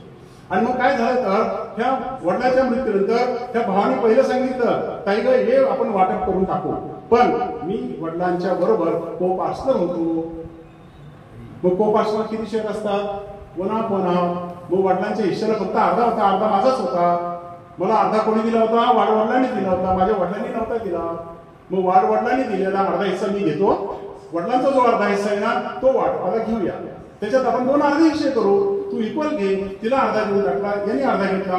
अर्ध्याचा अर्धा म्हणजे 1/4. तिला 1/4 दिला, यांनी पुन्हा 1/4 घेतला. वडिलाबरोबर एकदा म्हणा, बहिणीबरोबर पुन्हा 1/4. किती झाले? 3/4. आणि बहिणीला किती दिला? 1/4. That is how you are received. आमच्या भगिनीची अशी फसवणूक केली या पार्लमेंटच्या कायद्यानं दिलं, पण 1/4 3/4 फॉर्म्युलाचं दिलं. थोडक्यात वडिलांच्या इस्टेटीमध्ये समान हक्क दिला, तिला कोपार्सच नाही. दिस कंटिन्यू. थोडक्यात ही स्टोरी इथपर्यंत आली. हे कंटिन्यू झालं भारतामध्ये. मग हा वेळ अजून थोड्या घेतो आपली परवानगी. मग हा पुढे चालू राहिला कायदा. हा कायदा चालू राहिला. शिक्षणाचं प्रमाण वाढलं. जसं शिक्षणाचं प्रमाण वाढलं तसा भगिनीचा रेटा वाढला. वेगवेगळे इन्स्टिट्यूशन भगिनीच्या निर्माण झाल्या आणि त्यांचा रेटा पार्लमेंटवरती वाढवायला लागला, वेगवेगळ्या लेजिस्लेचरवरती वाढायला लागला. आणि भारतातला सगळ्यात सुशिक्षित प्रांत म्हणजे केरळ. आणि ह्या सगळ्यांच्यामध्ये शहाणा राष्ट्र, शहाणा प्रांत म्हणजे केरळ, त्यांनी पहिला कायदा करून टाकला. In the year 1975, the Kerala Hindu Joint Family System into bracket Abolition bracket Complete Act, 1975. आणि त्यांनी फक्त 12-13 शिक्षणाचा कायदा करून टाकला. आणि केरळ प्रांतामध्ये 1975 सालापासून को पार्सनरी ठेवली नाही. तेव्हा अबॉलिश को पार्सनरी, तेव्हा अबॉलिश जॉईंट फॅमिली सिस्टीम, तेव्हा नॉट अबॉलिश हिंदू फॅमिली. याचा अर्थ त्यांनी हिंदू फॅमिली नाही नष्ट केली. हा जो प्रॉपर्टी विषयक आपण जो मुद्दा आणलेला होता तो नष्ट करून टाकला. आणि there now in state of Kerala since 1975 there is no right by birth. आता राईट बाय बर्थ असा कन्सेप्ट ठेवलेला नाही. सगळ्या प्रॉपर्टी आता सेपरेट प्रॉपर्टी झालेल्या आहेत. वडिलांचा मृत्यू झाला की सगळ्या वारसांना सारखी प्रॉपर्टी मिळेल. There is no coparcenary in state of Kerala from 1975. ते प्रोग्रेसिव्ह स्टेट पहिलं होतं. But as I have said, this subject of today comes in concurrent list. This subject of today comes in concurrent list. Succession is for parliament as well as state legislature. Article 254(1) and 2 regulates this. आणि म्हणून प्रत्येक प्रांताला सुद्धा आपला वेगळा कायदा करता येतो, मात्र त्यासाठी राष्ट्रपतीची संमती असते असे घटनेत सांगितले. By virtue of this, Kerala has done. And then Andhra Pradesh state. Andhra Pradesh state has passed a regular state law in the year 1986-87, and then Tamil Nadu provided for the same act of 89, and then thereafter a law was passed in Karnataka and Maharashtra state in the year 1994, and in Maharashtra state law came into force from 22nd June 1994. आणि महाराष्ट्रामध्ये याविषयीचा कायदा आला. तो कधी आला? 22 जून 1994. आणि त्या काळात आपल्या सर्वांना माहिती आहे राष्ट्रवादीची बरीच मंडळी इथे हजर असतील. शरद पवार साहेब तेव्हा मुख्यमंत्री होते. आणि म्हणून गमतीनं असं म्हटलं जातं की त्यांना साहेबांना एकच कन्या असल्यामुळे बहुतेक त्यांनी हा कायदा आणलेला असावा. याचा आपण मित्रांनो गमतीचा भाग सोडून देऊ, पण ही जी व्हिजन असते, ही जी फोरसाईट असते, स्तुती करतो म्हणून मी त्या पक्षाचा आहे असं समजू नका. तरी सुद्धा त्या माणसाच्याकडे, करत्या माणसाच्याकडे जी फोरसाईट असावी लागते ती त्यांच्याकडे नक्की होती. आणि त्यांनी महाराष्ट्रामध्ये प्रथमच 22 जून 1994 सालापासून या कायद्याची निर्मिती केली आणि सांगितलं की that daughter is equal to son. But which daughter? त्या कायदा करण्याच्या उत्साहामध्ये, चांगली दुरुस्ती करायच्या उत्साहामध्ये एक छोटी चूक राहून गेली. किंवा आम्हाला द्यायचं होतं, पण मी जसं म्हटलं तसं मोकळ्या मनाने द्यायचं नव्हतं, थोडंसं राखून द्यायचं होतं. आधी आम्ही काय केलं? 37ला लाईफ इंटरेस्ट, 56ला काय केलं? 1/4 3/4 फॉर्म्युला दिला. आता काय केलं? त्यांना भगिनीला आम्ही तिला को पार्सनर करून टाकला. She now is treated as a coparcener. Which daughter? And it is said there, those daughters who were unmarried on 22nd June 1994, they are made co-partners. And married before. म्हणजे एकीकडे बहीण आणि भावाच्या मध्ये असलेला मतभेद किंवा इनइक्वॅलिटी दूर करायच्या त्या नादामध्ये किंवा त्या उत्साहापोटी आपण काय केलं तर भगिनीमध्ये डिस्क्रिमिनेशन करू. Discrimination between son and daughter was done away with, but the discrimination between daughter and daughter was introduced. What discrimination? 22 जूनच्या आधी लग्न झालं असेल तर मुलगीच, म्हणजे तिला मुलगी समजा. आणि 22 जून नंतर लग्न झालं असेल तर तिला मुलगा समजा. म्हणजे आम्ही ह्या दोन भगिनींच्या मध्ये आम्ही मतभेद निर्माण केले. Was the consequence of 1994 legislation in state of Maharashtra. एक छोटं उदाहरण देतो जुन्या वकिलांचं. उदाहरणार्थ बघा, आपल्याकडे महाराष्ट्रामध्ये जून महिन्यात लग्नाचा सीझन असतो. आणि मग एखाद्या कुटुंबामध्ये 2 भगिनी असतील आणि एक भाऊ असतो. मग जर का त्या 2 भगिनी असतील, एकीचं लग्न 20 जूनला झालं, दुसरीचं लग्न 24 जूनला झालं. प्रत्यक्षात काही कारण घडलं काहीच नाही. तेच मंगल कार्यालय, तेच पाहुणे, तेच स्वागत उत्सुक, अख्खं गाव त्या स्वागताला आल्यानंतर सगळ्या मंडळाची नावं घातली होती, सगळ्या भाऊबंदाची नावं घातली होती, परंतु एकीचं लग्न 20ला झालं, दुसरीचं 24ला झालं. कायद्यात काय फरक पडला? पहिली भगिनी, वडिलाच्या नंतर पहिल्या भगिनीला कोणत्या फॉर्म्युलानं प्रॉपर्टी मिळाली? 1/4 आणि त्या दुसऱ्या भगिनीला son is equal to daughter. म्हणजे थोडक्यात ह्या कायद्यामध्ये त्या उत्सवामध्ये ही गोष्ट राहून गेली. As this was time was passing, now there was pressure increasing, and now there was the Law Commission of India taken initiative in this behalf. आता ही गोष्ट इतकी वर्ष गेली, हजारो वर्ष गेली, घटना आली, कायदे झाले, तरी आम्ही भगिनींच्या वरचा अन्याय चालूच ठेवलेला होता. हे झाल्यानंतर लॉ कमिशन ऑफ इंडियाने पुण्याच्या आयलेस लॉ कॉलेजमध्ये एक मीटिंग बोलवली. त्या लॉ कमिशन ऑफ इंडिया आणि गोव्याच्या एका NGOनं पुण्यामध्ये अशी एक मीटिंग लावली आणि त्या मीटिंगमध्ये या कायद्याचं सखोल विश्लेषण आणि चर्चा झाली. त्याचा परिपाक म्हणजे लॉ कमिशन ऑफ इंडियाने आपला 174वा रिपोर्ट पार्लमेंटला सादर केला. 174th report of Law Commission of India submitted along with the bill for the proposed law. कसा कायदा असावा आणि हे कसं अन्यायकारक आहे, हे 1/4 फॉर्म्युला कसा अन्यायकारक आहे. या state amendment are good but how they are not providing for complete justice. Everything was brought to the notice of the parliament of India by the law commission of India by its 174th report. आणि हा report आल्याबरोबर पार्लमेंटमध्ये साधक चर्चा झाली आणि हे bill जे submit झालं ते राज्यसभेमध्ये 20 डिसेंबर 2004ला प्रथम सबमिट झालं. 20 डिसेंबर 2004ला हे बिल सबमिट झालं आणि तो कायदा पारित झाला आणि त्याची कमेंट्समेंट डेट ठरली 9/9/2005. अशा प्रकारचा कायदा आता पुन्हा आला की ज्याद्वारे सेक्शन 6 अमेंड करण्यात आलं. Other sections amended, but basically section 6 has been amended. Very historic section has been amended. And this section 6, whereby it is said, on and from the commencement of the Hindu Succession into bracket Amendment bracket Complete Act from 2005, a daughter born to a co-partner in Mitakshara co-partner, she shall be deemed to be a co-partner by birth. B, she shall have all the rights of that of son, and she shall have all the liabilities thereof son. 3 ओळीत सगळा कायदा बदलून टाकला. हजारो वर्षाचा कायदा एका फटक्यात पार्लमेंटनं बदलून टाकला आणि सांगितलं की आता या कायद्यानं on and from the commencement of this act काय केलं, आमच्या भगिनीला आम्ही काय केलं, को पार्सनर केलं. बाय बर्थ, को partner is made not from today, by birth. आणि सेकंडली काय केलं आम्ही तिला अजून को पार्सनर करून टाकला. अजून काय केलं, भावाच्या सगळ्या जबाबदाऱ्या तिला दिल्या, भावाचे सगळे हक्क दिला दिले. म्हणजे थोडक्यात सन आणि डॉटर मधलं डिस्क्रिमिनेशन राहिलं का. आधी 37ला काय दिलं, रिमेटेड इंटरेस्ट. 56ला काय दिलं, 1/4 केरळने काय केलं, 100%. महाराष्ट्राने काय केलं, मॅरिड अनमॅरिड. आणि आता काय दिलं तर she is made absolute owner at par with son. हे सगळं दिल्याबरोबर तमाम भगिनी खुश झाल्या आणि आता तरी सगळं मिळालं. पण हे सगळं मिळाल्यानंतर आधी कोण देत नव्हतं, धर्म, वेद, उपनिषद ते देत नव्हते. नंतर थोडं कोणी दिलं, ब्रिटिश. नंतर सगळं कोणी दिलं, 1/4 फॉर्म्युला पार्लमेंट. केरळला कोणी दिलं सगळं, केरळ गव्हर्नमेंट. नंतर 94ला कोणी दिलं, पवार साहेबांच्या मंत्रिमंडळाने सगळं देऊन टाकलं. आणि आता मात्र भारतीय पार्लमेंटने ह्या स्त्रीला पूर्ण हक्क देऊन टाकला. She was very happy. Yes, I want everything. Daughter said that I want everything. But friends, now this entire process had been to the judges for 15 years. ही छोटीशी गोष्ट की जी आता आम्हाला इंटरप्रिट करायची होती ती आमच्या न्याय संस्थेला 15 वर्ष लागली to come to some conclusion. And ultimately on 11th August 2020, this matter has been finally decided by the Supreme Court. Let us see in 10 minutes time how this entire process will exist.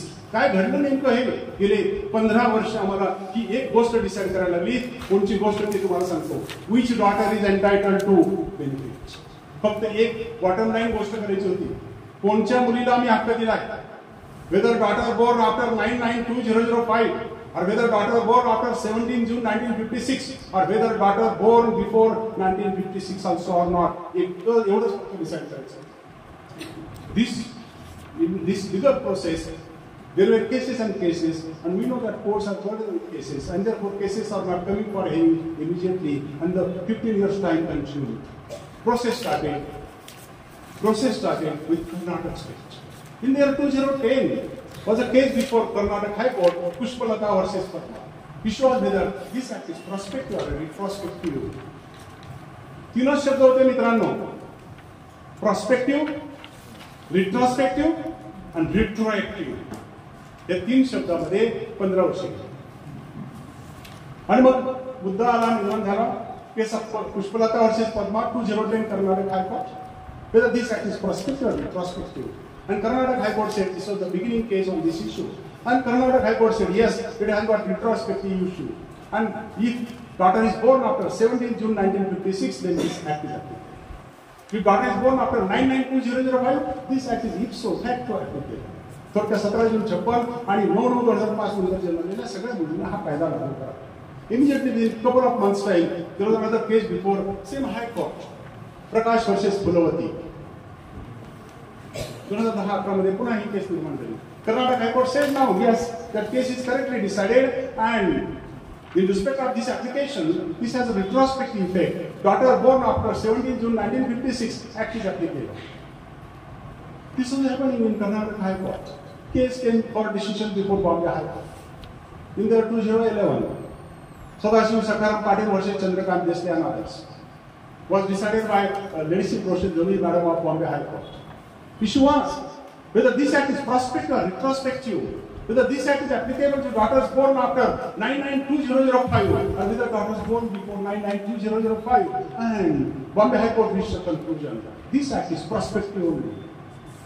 हा कायदा फक्त आणि फक्त 9/9/2005 नंतर जन्मलेल्या मुलीला लागेल असं बॉम्बे हायकोर्टाने डिक्लेअर केलं. Within 1 year's time, there was another case before Bombay High Court. Within 1 year's time, there was another case before Bombay High Court, and the case was coming before Bombay High Court. That was Vaishali Ganorkar versus Satish Ganorkar. In this case of Vaishali Ganorkar versus Satish Ganorkar, issue was very simple: whether this act is prospective or retrospective. नंतरच्यामध्ये काय दिसत नाही. And in this case, surprisingly, Bombay High Court said that this act is prospective only, and daughters born before 9/9/2005, they shall not be benefited by this act. Again, in this case, there has been appeal to the Supreme Court of India. या केसच्या विरुद्ध 2012 साली supreme कोर्टात appeal झालेलं होतं. And in the Supreme Court, one sentence judgment was passed. Dismissed, full stop. Law point is kept open. 2012. This law point is decided in the year 2020. तो जो law point open राहिला होता तो 2020 मध्ये decided. Only one sentence judgment was passed. मित्रांनो, मी तर तुमच्यासारखाच खाली वकिली करणारा माणूस आहे, जिल्ह्यासाठी जास्तीत जास्त. But my son is in Supreme Court. He is advocate on record in Supreme Court. आता आपले सुनील गमरे वकील साहेब आणि सातारामध्ये त्यांचे मित्र आहेत, ते सुप्रीम कोर्टात वकील करतो. मी त्यांना सहज फोन केला आणि म्हणलं, बाबा मला यांचा काही अर्थ लागत नाहीये, हे काय आहे? कारण म्हणलं मी एक बॉम्बे हायकोर्टचा डिसिजन वाचलाय की मुंबई हायकोर्टाच्या एका न्यायमूर्तीने एक जजमेंट दिलेलं होतं, त्याच्यामध्ये काही कारणं दिली नव्हती. Again, that there has been a petition to the Supreme Court of India. आणि सुप्रीम कोर्टाने त्या न्यायमूर्तींच्या विषयी त्याच्यात बऱ्याच टीका केलेली होती. त्यांना खरबरीत शब्दात सुरवलं होतं, नो एव्हरी जज shall give reasons for his judgment. मी त्याला इतकंच विचारणार, जर आमच्या हायकोर्ट न्यायमूर्ती द्यायचं, खालच्या न्यायाधीशांना द्यायचं, तुम्हाला नाही कहा निवडून लागू, मला माहिती नाही म्हणलं procedure, I am not aware of that. पण सुप्रीम कोर्टासाठी वेगळे रूल्स आहेत मित्रांनो. सुप्रीम कोर्टाचा प्रोसिजर कसं कंडक्ट व्हावं यासाठी एक वेगळा कायदाच आहे. मग मी तो कायदा माहिती नसल्यामुळे माझ्या अज्ञानापोटी मुलाला विचारलं की बापरे काय तरतूद आहे. कोण yes, supreme court need not give any reasons. मग त्याद्वारे हा निर्णय लागला. 2012 पासून काय झालं effect? Law point open. Open म्हणजे काय असतं मित्रांनो? ओपन म्हणजे फार सोपं असतं. वडूज कोर्टामध्ये जर का बहीण भावाचा खटला आला आणि जर का बहीण तुमच्याकडे गेली, भाऊ यांच्याकडे गेला, बहिणीने प्रश्न विचारला, सर कोणाच्या बाजूचा कायदा आहे?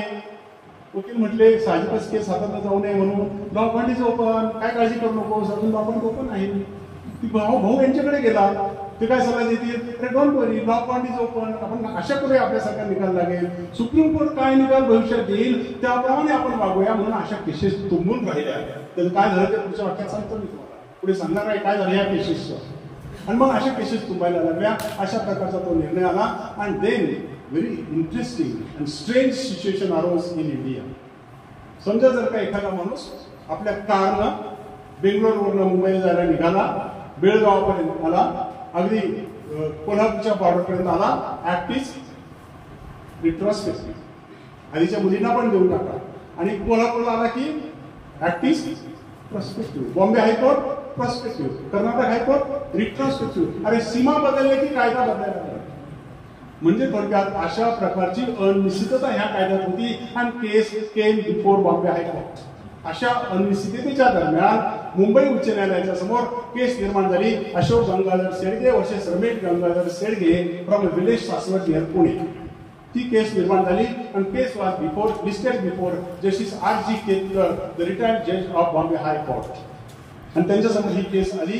त्यांच्यासमोर ही केस आल्याबरोबर त्यांनी आधी काय पाहिलं तर आपल्या आधी काय काय जजमेंट झाली कोणीतरी वाचणारच. आणि त्यांच्यासमोर आलं की आपल्या मुंबई हायकोर्टाच्या माननीय मुख्य न्यायमूर्तींनी दिलेलं ते जजमेंट वैशाली गाणोरकर वर्सेस सतीश गाणोरकर. आणि त्या केसमध्ये आपल्या चीफ जस्टिस साहेबांनी म्हटलेलं होतं दिस ऍक्ट इज प्रॉस्पेक्टिव्ह ओनली. मग आता कोणत्याही न्यायाधीशांना न्यायमूर्तींना चीफ जस्टिसचं म्हणणं किंवा आधीच्या बेंचचं म्हणणं मान्य करावं लागतं. नसलं तर रेफरन्स करावा लागतो for larger bench. And then justice R.G. Ketkar he has held, honorable judge, he has held that this case needs reference. And त्यांनी 7 पॉइंट दिले.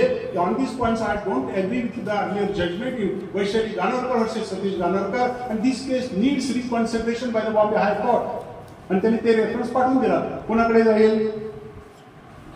Chief justice of the Bombay high court. कोण होते chief justice?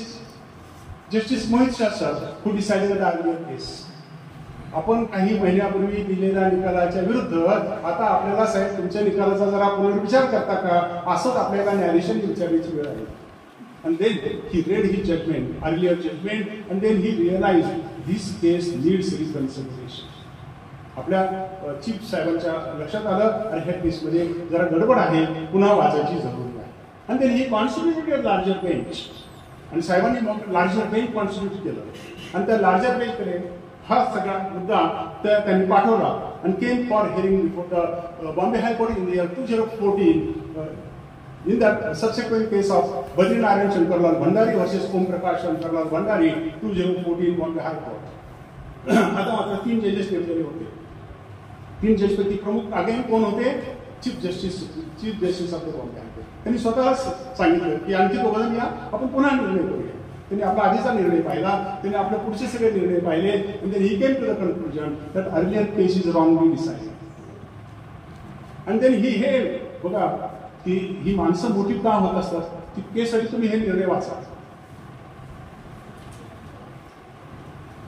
Justice Mohit Shah sir ही किती towering personality आहे हे तुम्ही हे निकाल वाचले की तुम्हाला कळेल. But deciding the case of Badrinarayan Shankarlal Bhandari, he said that after hearing everything, we come to a different conclusion. आता आम्ही त्या केसपेक्षा वेगळ्या निर्णयाप्रती आलेलो आहोत आणि आमचा तो आधीचा निर्णय आम्ही रद्द करत आहोत. That is overruled and we are giving and deciding separately. आम्ही आधी काय म्हटलं होतं? This act is prospective. They said now that this to some extent is retrospective and to some extent it is retroactive. हा retrospective पण आहे, retroactive पण आहे. आधी आम्ही काय म्हणत होतो? 9/9/2005 नंतर जन्मलेल्या मुली. कर्नाटक हायकोर्ट काय म्हणत होतं की 17 जून 56 नंतर जन्मलेल्या मुली. आता बॉम्बे हायकोर्टाने आणि माननीय चीफ जस्टिस साहेबांनी सांगितलं कशाला 9/9/2005, कशाला 17 जून 56, 17 जून 56च्या आधीच्या पण मुली घेऊन टाकूया, 17 जून 56च्या आधीच्या, 17 जून 56च्या नंतरच्या, 9/9/2005 नंतरच्या सगळ्या मुलींना हा कायदा लागू केला. That is the beauty of the judgment of honourable chief justice of the Bombay high court. पण त्यांनी पुढे पण सांगितलं आणि त्यांनी सांगितलं वी जजेस are human beings, to error is human. सगळे चूक करतात, आपण तर रोजच करतो. मग न्यायाधीश सुद्धा ह्युमन बिंग आहेत. ते म्हणजे आम्ही पण माणसंच आहोत, आमच्याकडनं पण चूक होईल. आणि त्यांनी फार सुंदर उदाहरण दिलं. ही सेज जरूर वाचा, 72 पानाचं जजमेंट आहे, तरुण वकिलांनी जरूर वाचा. He says that justice Bronson, the जज of the House of Lords, he committed error in one judgment and then he subsequently corrected his own judgment.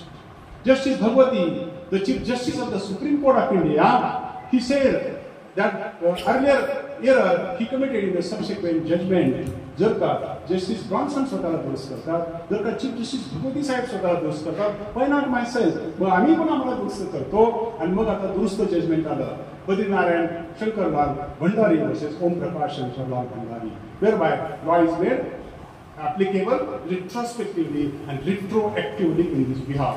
आतापर्यंत मित्रांनो 2005 ला सुरू झालेली ही लढाई 2015 सालापर्यंत ही फक्त मुंबई आणि कर्नाटक उच्च न्यायालयात चालू होती. तोपर्यंत 10 वर्ष except that one judgment of Vaishali Ganorkar matter has not reach the supreme court. For the first time matter reach the supreme court. ते जे 2010 साली प्रकाश वर्सेस फुलवतीचं जजमेंट कोणी दिलं होतं? Karnataka high court. That was pending for decision in the supreme court and came for hearing in the year 2015.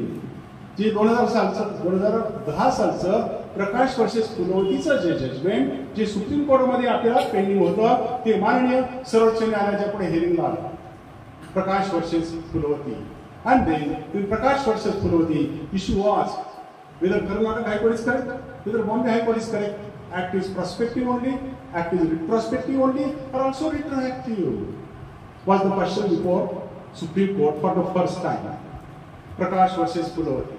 And Supreme Court held in one sentence. Judgment मोठा आहे तरुण वकिलांनी एक वाक्य लक्षात ठेवायचं. Living daughters of living fathers having the property at that time are entitled to claim.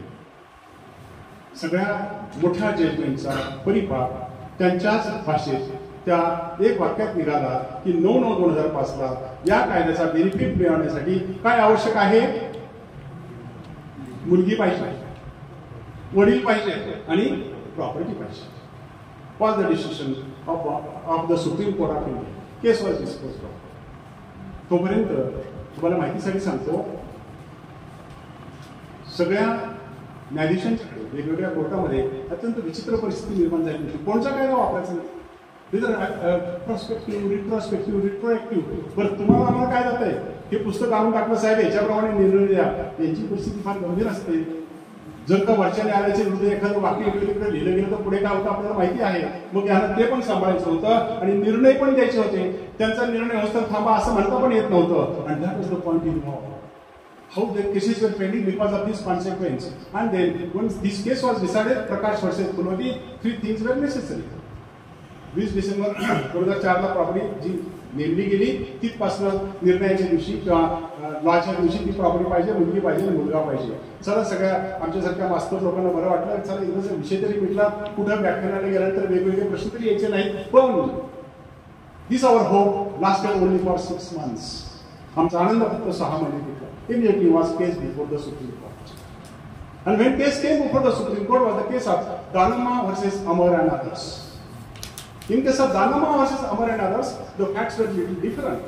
The facts were little different for a reason that in that case father died before 2005. आम्ही इथे काय म्हणालो आता?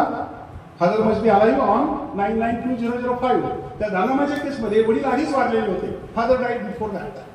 As father died before that and the daughter filed a suit against brother under old law.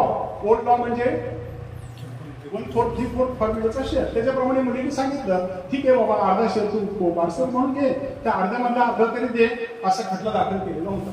तो खटला दाखल केल्यानंतर ही केस निर्माण झाली. कोणची केस? प्रकाश वर्सेस फुलवती. आणि मग त्या केसमध्ये काय सांगितलं? Living daughters of living fathers.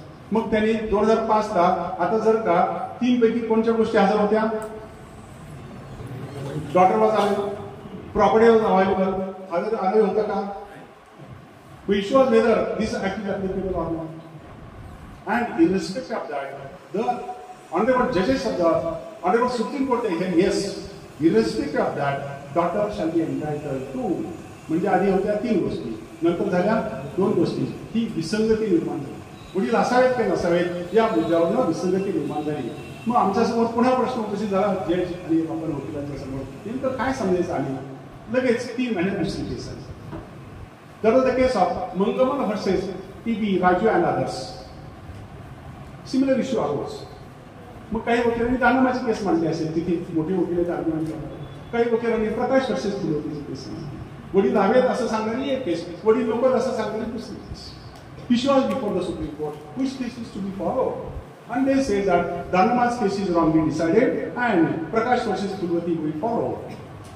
Prakash versus Kulwati we follow means living daughters of living fathers having property. म्हणजे काय, वडील पाहिजे, वडील काय पाहिजे, मुलगी पाहिजे आणि प्रॉपर्टी ते असेल तर चालणार. म्हणजे थोडक्यात विसंगती निर्माण झाली. ही विसंगती निर्माण झाल्याबरोबर पुन्हा केसेस पेंडिंग राहिल्या आणि ultimately there is a case before Delhi high court, Vinita Sharma versus Rakesh Sharma. आणि त्या केसचा निकाल झाला आणि दिल्ली हायकोर्टानं सर्टिफिकेट देऊन टाकलं, दिस केस नीड्स कन्सिडरेशन. आपल्याला माहिती आहे घटनेमध्ये सोय आहे certificate to be given in such case. ते सर्टिफिकेट दिल्याबरोबर सर्वोच्च न्यायालयाच्या मध्ये त्याविषयीचं अपील झालं आणि अल्टिमेटली सुप्रीम कोर्ट डिसाइडेड दिस केस. सुप्रीम कोर्टासमोर केस गेल्याबरोबर वकिलांनी माननीय सर्वोच्च न्यायालयाच्या विद्वान न्यायमूर्तींच्या लक्षात असं आणून दिलं, साहेब जरा याच्यात विचार करायची गरज आहे. To Prakash versus Kulwarti, Danamma versus Amar and the case of Mangamman versus टी.बी. राजू थोडी साहेब विसंगती आहे, जरा लार्जर बेंच पार्टिसिपेट करता का. And for the first time to decide this case the larger bench came to be constituted of 3 जजेस. And accordingly, on 11th August 2022, this case came to be decided by the Supreme Court, holding that. आणि त्याचा फुल stop मिळाला. इतक्या दिवसाची ही जी न्यायालयीन लढाई होती त्याचा फुल स्टॉप मिळाला आणि सर्वांनी सुटकेचा विश्वास टाकला आहे. आता तर काय अनसर्टनिटी नाही. And what has been held? It has been held that Prakash versus Kulwati overruled. Mangamal versus T.B. Raju overruled. And Dhanamma is partly overruled. And it is held that on 9/9/2005, what should be present? Daughter must be alive. या कायद्याचा benefit घेण्यासाठी 9/9/2005 ला मुलगी असली पाहिजे, अजून property असली पाहिजे, वडील नसले तरी चालते. Father will not be alive. Was the consequence stated by the Honourable Supreme Court, and that became law of the land. मग जर का आपण माननीय न्यायाधीशांच्या समोर तुम्हाला आर्ग्यू करायचं असेल, तुमचं प्लीडिंग लिहायचं असेल, तर काय बरं ज्युनियर वकिलांनी लक्षात ठेवलं पाहिजे, दिस केस ऑफ विनीता शर्मा वर्सेस राकेश शर्मा. मग तुम्हाला हे सगळं समजलं, वडील जिवंत आहेत का नाही, मुलगी जिवंत आहे की नाही. पण ते मी सारखं पहिल्या गोष्ट सांगत होतो, प्रॉपर्टी अवेलेबल आहे की नाही. म्हणजे काय, what is this concept, property available आहे की नाही. And that was another thing which is highlighted in the judgment of the Supreme Court. अत्यंत महत्वाची गोष्ट आहे, कारण या कायद्याला एक ऑपरेटिव्ह डेट ठेवलेली होती 20 डिसेंबर 2004. का बरं ही डेट ठेवली होती, कारण त्या दिवशी हे बिल राज्यसभेमध्ये मांडलेलं होतं. आणि मग बिल मांडल्यानंतर आपल्याला माहिती आहे पहिलीचे कसे रिलीज डील करून घेतले जातात, आजही करून घेतले जातात. मग या कायद्याचा गैरवापर होऊ नये म्हणून सांगितलं की त्यानंतरचं झालेलं कोणते हस्तांतरण चालणार नाही, त्याच्या आधी जर झालं असेल तर चालेल. मग या केसमध्ये त्यांनी सांगितलं की any property alienated dispose of or when there is a partition has taken place before 20 December 2004 त्याच्या आधीच्या ह्या गोष्टी असतील, they are saved and they are protected. Partition means what? He stated in explanation below subclause 5 of this section. कशाला म्हणायचं partition?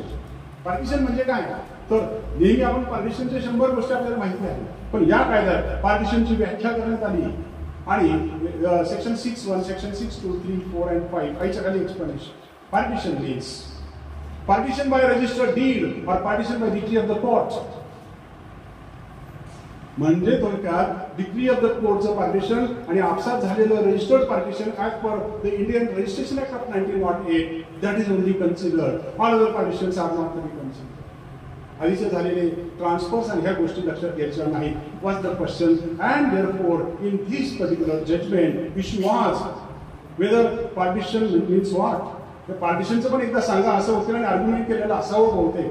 आणि कोर्टाने सांगितलं की partition as per this explanation below section 5 amounts to registered partition and also by decree of the court, but a rider has been put by the Supreme Court. It is generally said that court and Supreme Court never makes the law. 141 आणि 142 article जरी घटनेत असले तरी सुद्धा supreme court माननीय सर्वोच्च न्यायालय स्वतः असं म्हणतं, that is not our job. To legislate is not our job. We never make the law. We declare the law.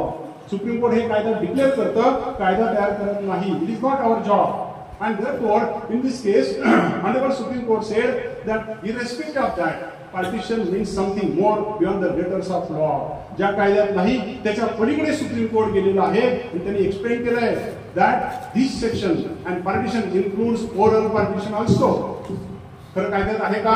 नाही. आणि जर का तुम्हाला उद्या न्यायाधीश महोदयांच्या समोर आर्ग्युमेंट करायचं असेल आणि तुमची स्टोरी अशी असेल, sir there was oral partition, sir there was partition under section 85 of Maharashtra land revenue code.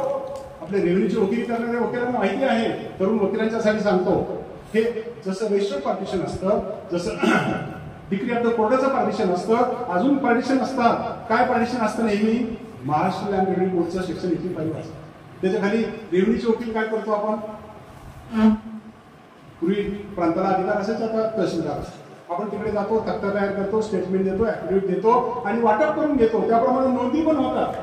अशा महाराष्ट्रामध्ये हजारो काय लाखो नोंदी झालेल्या होत्या. आणि मग रेव्हेन्यूची प्रॅक्टिस करणाऱ्या वकिलांना एक संदेह निर्माण झाला, हे सगळं रद्द होणार का काय?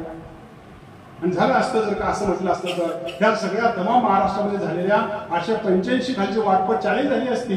कारण ह्या कायद्यातच सांगितलं कोणचं वाटप? 2 वाटप होतं, ते नाही धरायचं. आणि हे supreme court explain even oral partition will do.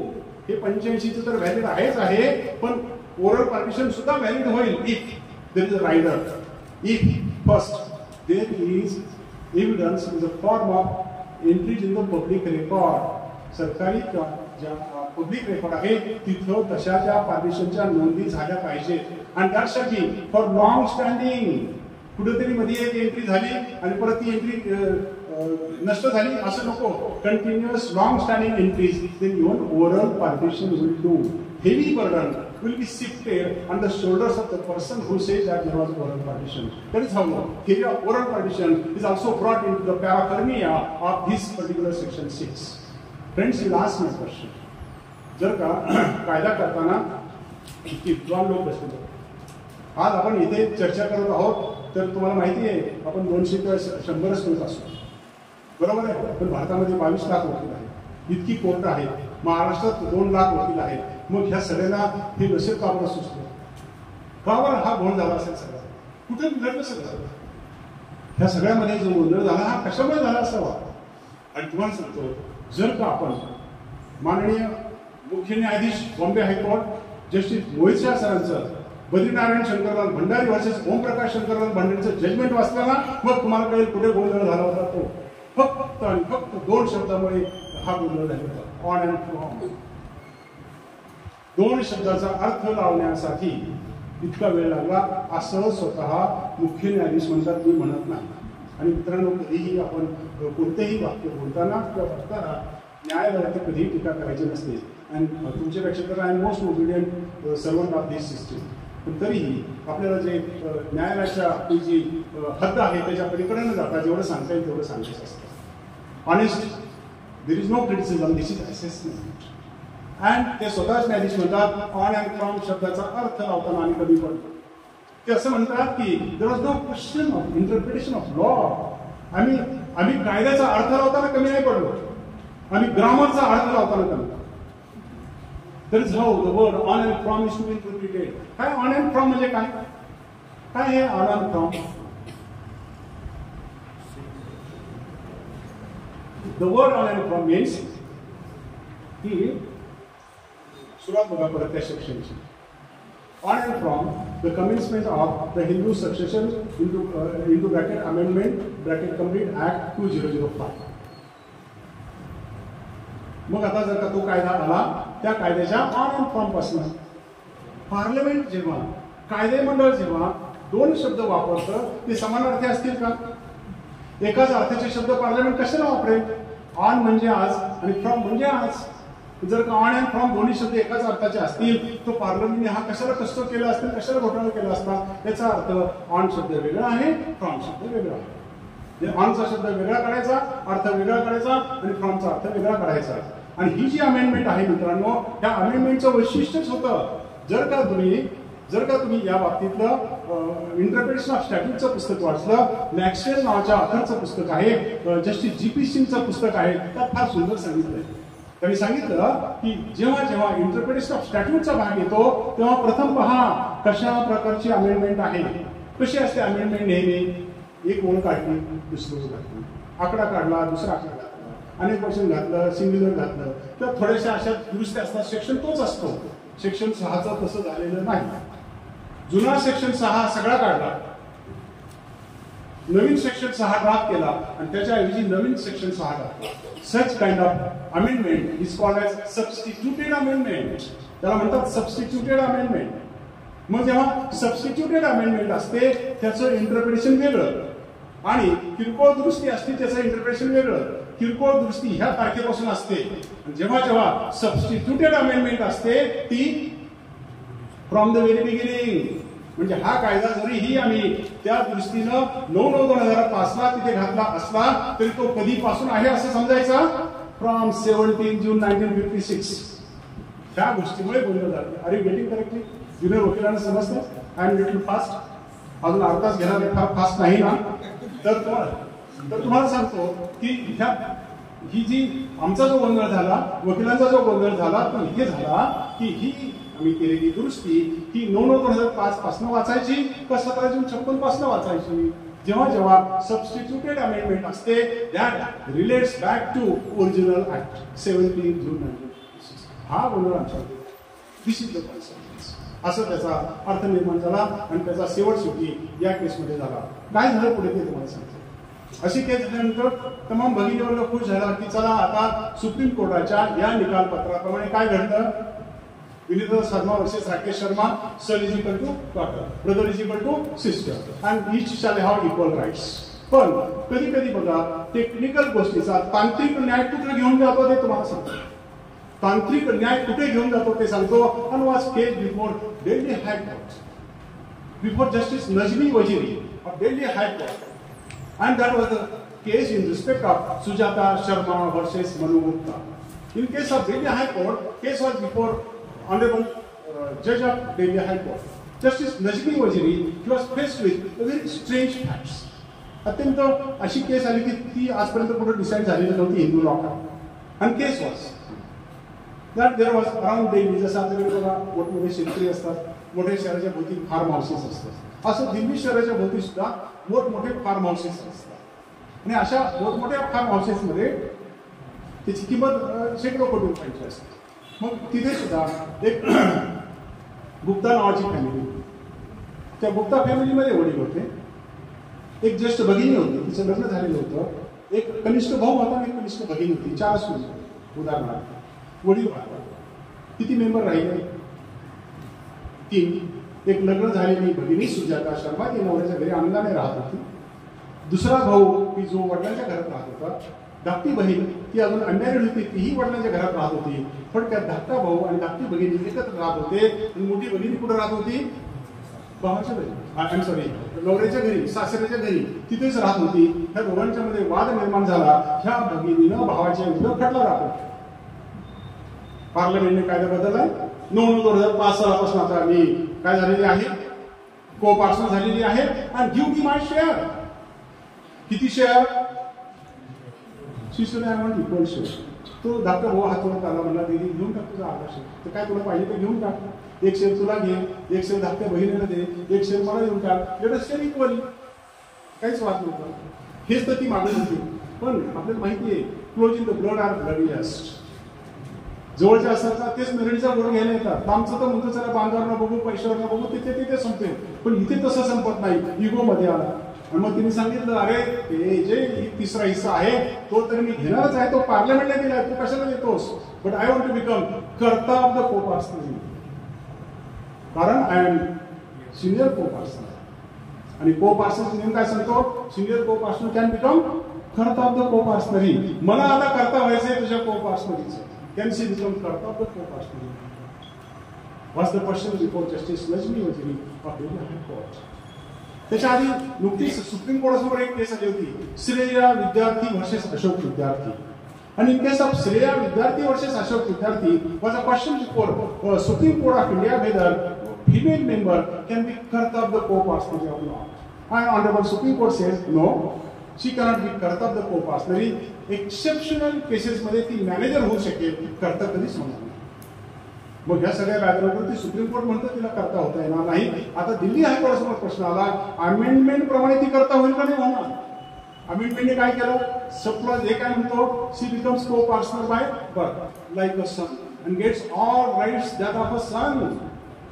जर भावाला करता होता येत असेल मग तिला का नाही होता येत, was the question argued before Delhi high court. And Justice Najimi Waziri very rightly, after analyzing entire law, held yes, married daughter in husband's house can be karta in brother's house. मित्रांनो बघा, कायद्याच्या दृष्टीने बरोबर आहे, पण प्रत्यक्षात बरोबर आहे का. कारण बघा, आमच्या भगिनीला आम्ही हक्क दिलेले नव्हते. घराचा लंब कसा पाहिजे, नेहमी मध्ये पाहिजे. आधी कुठं होता लंब, फक्त भाऊ आणि भाऊ आणि भाऊ. मग कायद्याने काय केलं, जरा मध्ये मध्ये मध्ये आणण्याचा प्रयत्न केला. आता लंब त्या पूर्ण बहिणीच्या बाजूने गेलाय. कमीत कमी इतका तरी हस्तक्षेप नको अशी रास्त अपेक्षा असण्याची शक्यता आहे. Marriage pending before honourable supreme court. त्याचा निकाल लागला की पुन्हा एकदा तुमच्याकडे चर्चेला येईल की दिस इज द प्रेझेंट लॉ. मित्रांनो, हे सगळं होत असताना, अशा प्रकारची चर्चा होत असताना मी एका ठिकाणी असं चर्चेला गेलो आणि एक तरुण वकील उठला आणि तो चर्चा करत करत पुढे आला. आणि बऱ्याच वेळा प्रश्नोत्तराचे तास असतात ना, कधी कधी त्रासदायक असतात. सिनियर वकिलांनी प्रश्न विचारला, उत्तर दिलं, त्यांना पटलं नाही तर ते म्हणतात जाणत्या सगळ्याचा अपमान कशाला करायचा, हो म्हणतात आणि गप्प बसतात.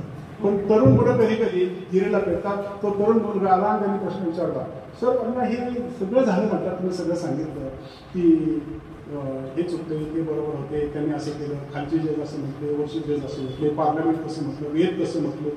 पण म्हणजे सर याच्यात नेमकं काय झालं म्हणलं एक वाक्यात सांगितलं. मग चांगली 40-45-47 वर्ष वकिली केलेली आहे, मास्टर्सनी केलेली आहे, त्याचा फायदा होतो कधी कधी. मी त्याला सांगितलं, बघ बाबा, आग लागली रामेश्वरी, बंब पाठवला सोमेश्वरी. तो म्हणाला, सर हे फ्रेज मला माहिती आहे पण अर्थ नाही समजला. अरे म्हटलं, तू असं कर की हा जो कायदा आला ना 2005चा, त्याचे एम्स अँड ऑब्जेक्ट्स वाचा. आणि तुमच्या असं लक्षात येईल, जर का ज्युनियर वकिलांनी घरी गेलं तर पार्लमेंटने हा कायदा करताना त्या ऑब्जेक्टमध्ये एक चूक केलेली आहे, आजही तुमच्या लक्षात येईल.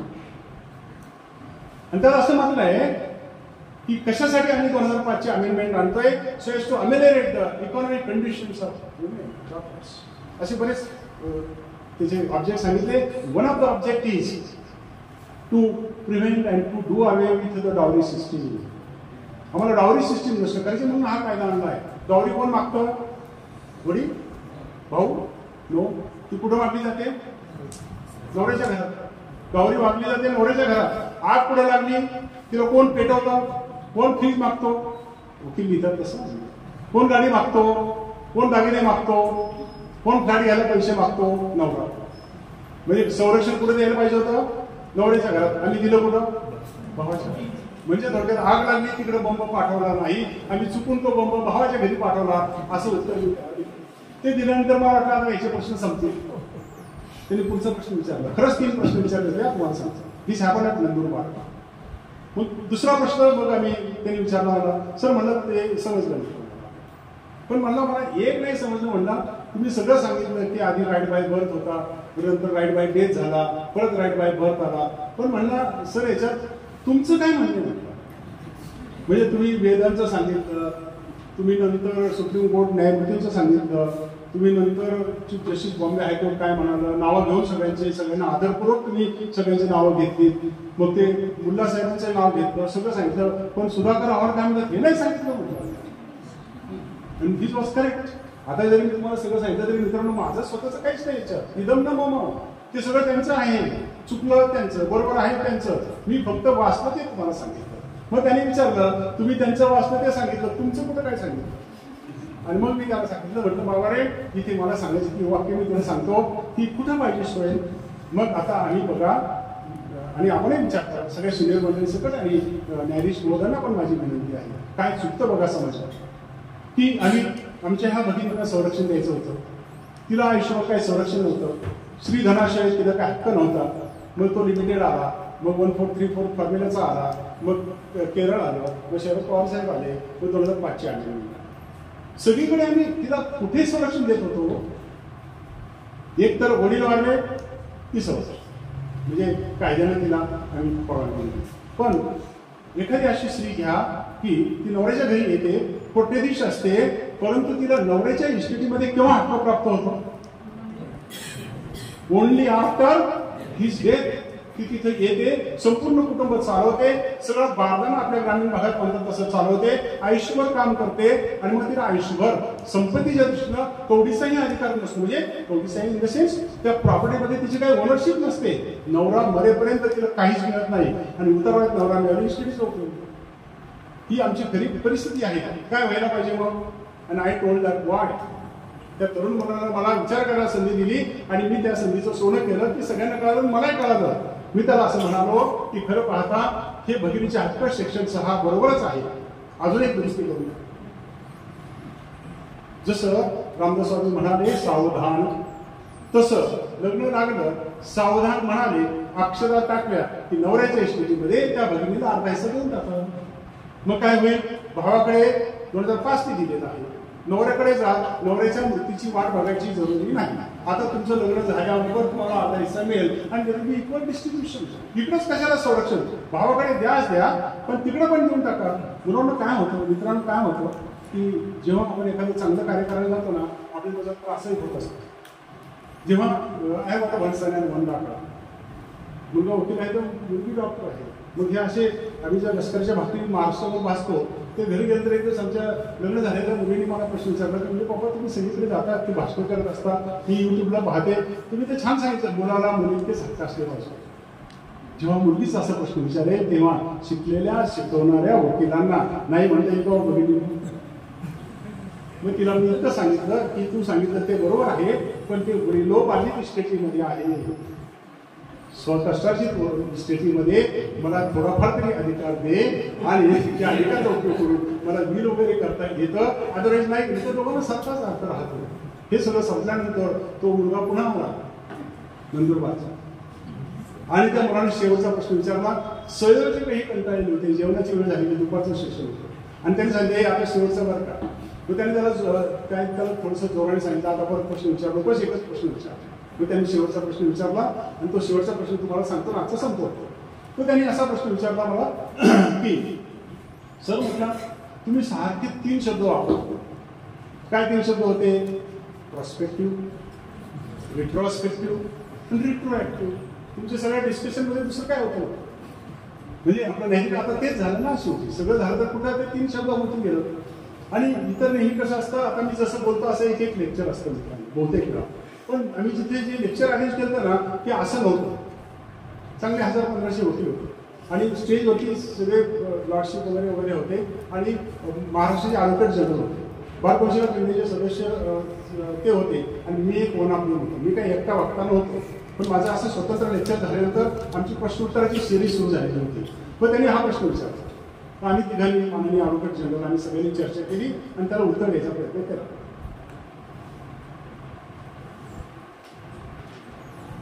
त्याला समजावून सांगितलं. तो म्हणला हो सर कळालं. म्हणला प्रॉस्पेक्टिव्ह म्हणजे काय तेवढंच समजलं. मी त्याला सांगितलं की बाबा रे आज कायदा आला, इथून पुढे अप्लाय झाला प्रॉस्पेक्टिव्ह. तो म्हणला सर रिट्रोस्पेक्टिव्ह नाही समजलं. तर त्याला म्हणलं की 17 जून 56 कायदा आधीचा आला तेव्हा आपण मागे जाऊन त्याला अप्लाय केला. रिट्रोस्पेक्टिव्ह हो म्हणलं ते पण समजलं. पण म्हणलं सर रिट्रोएक्टिव्ह काय समजलं? म्हणजे आज आला आपण 9/2005 पुढे गेलो काय झाला? प्रॉस्पेक्टिव्ह. 17 जून 56 पासून अप्लाय केला काय झालं? रिट्रोस्पेक्टिव्ह. तो म्हणलं पण तुम्ही सर एक शब्द वापरला रिट्रोएक्टिव्ह, तेवढा काय नाही समजला तेवढं सांगा. आणि तो सांगणं पण थोडं अवघड होतं. आम्ही तिघांनी चर्चा केली आणि त्याला सांगायचा प्रयत्न केला. त्याला समजलं का नाही माहित नाही, पण त्यांनी नाही समजल्यासारखं दाखवलं. आम्हाला माहितच नव्हतं, पण आम्ही असं गृहीत धरलं की अरे खरंच याला समजलं नसावं किंवा आम्हाला त्याला समजेल अशा भाषेत सांगता येत नसावं. आणि डिफिकल्ट टर्म आहे. मग जेव्हा मित्रांनो शब्द अपुरे पडतात ना कृती पुरेशी असते. आणि मग आम्ही सगळी चर्चा केली आणि मग असं ठरलं की याला एक कृती करून दाखवावी. ती कृती तुम्हाला करून दाखवताना थांबतो. मग आम्ही त्याला कृती करून दाखवायचं ठरलं. ती कृती अशी होती की असं धरून चला की ही 9/9/2005 ची रेषा आहे. दिस इज 9/9/2005. प्रॉस्पेक्टिव्ह म्हणजे काय? पुढे जायचं. 9/9/2005 दिस इज प्रॉस्पेक्टिव्ह. मग परत 9/9/2005 ला आलो. रिट्रॉस्पेक्टिव्ह म्हणजे काय? मागे जायचं. रिट्रॉस्पेक्टिव्ह तो ओव्हर आहे ना, म्हणजे yes sir I got it. तो आला सर तेवढं रिट्रॉस्पेक्टिव्ह सांगू, रिट्रोएक्टिव्ह सांगून टाका म्हणजे झालं. मग त्याला रिट्रोएक्टिव्ह पण सांगायचं होतं. मग त्याला सांगितलं की बाबा रे हे 9/9/2005 ची आहे, इथून पुढे जायचं पण मागे बघत बघत पुढे जायचं. पुढे गेला तर प्रॉस्पेक्टिव्ह, मागे गेला रिट्रॉस्पेक्टिव्ह, आणि जर का मागे बघत बघत पुढे गेलं की रिट्रोएक्टिव्ह. This is the रिट्रोएक्टिव्ह.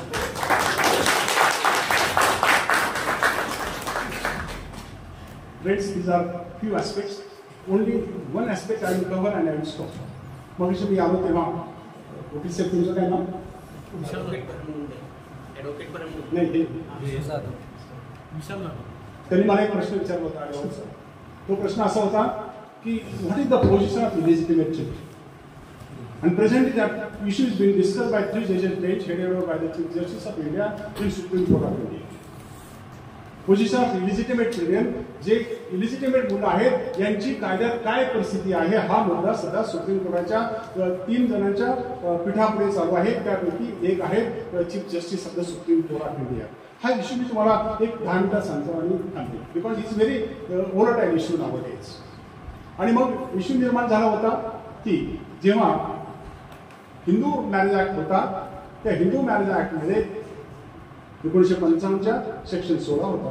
त्याच्यानंतर मॅरेज अमेंडमेंट लॉज आल्या आणि सेक्शन 16 1, 2 आणि 3.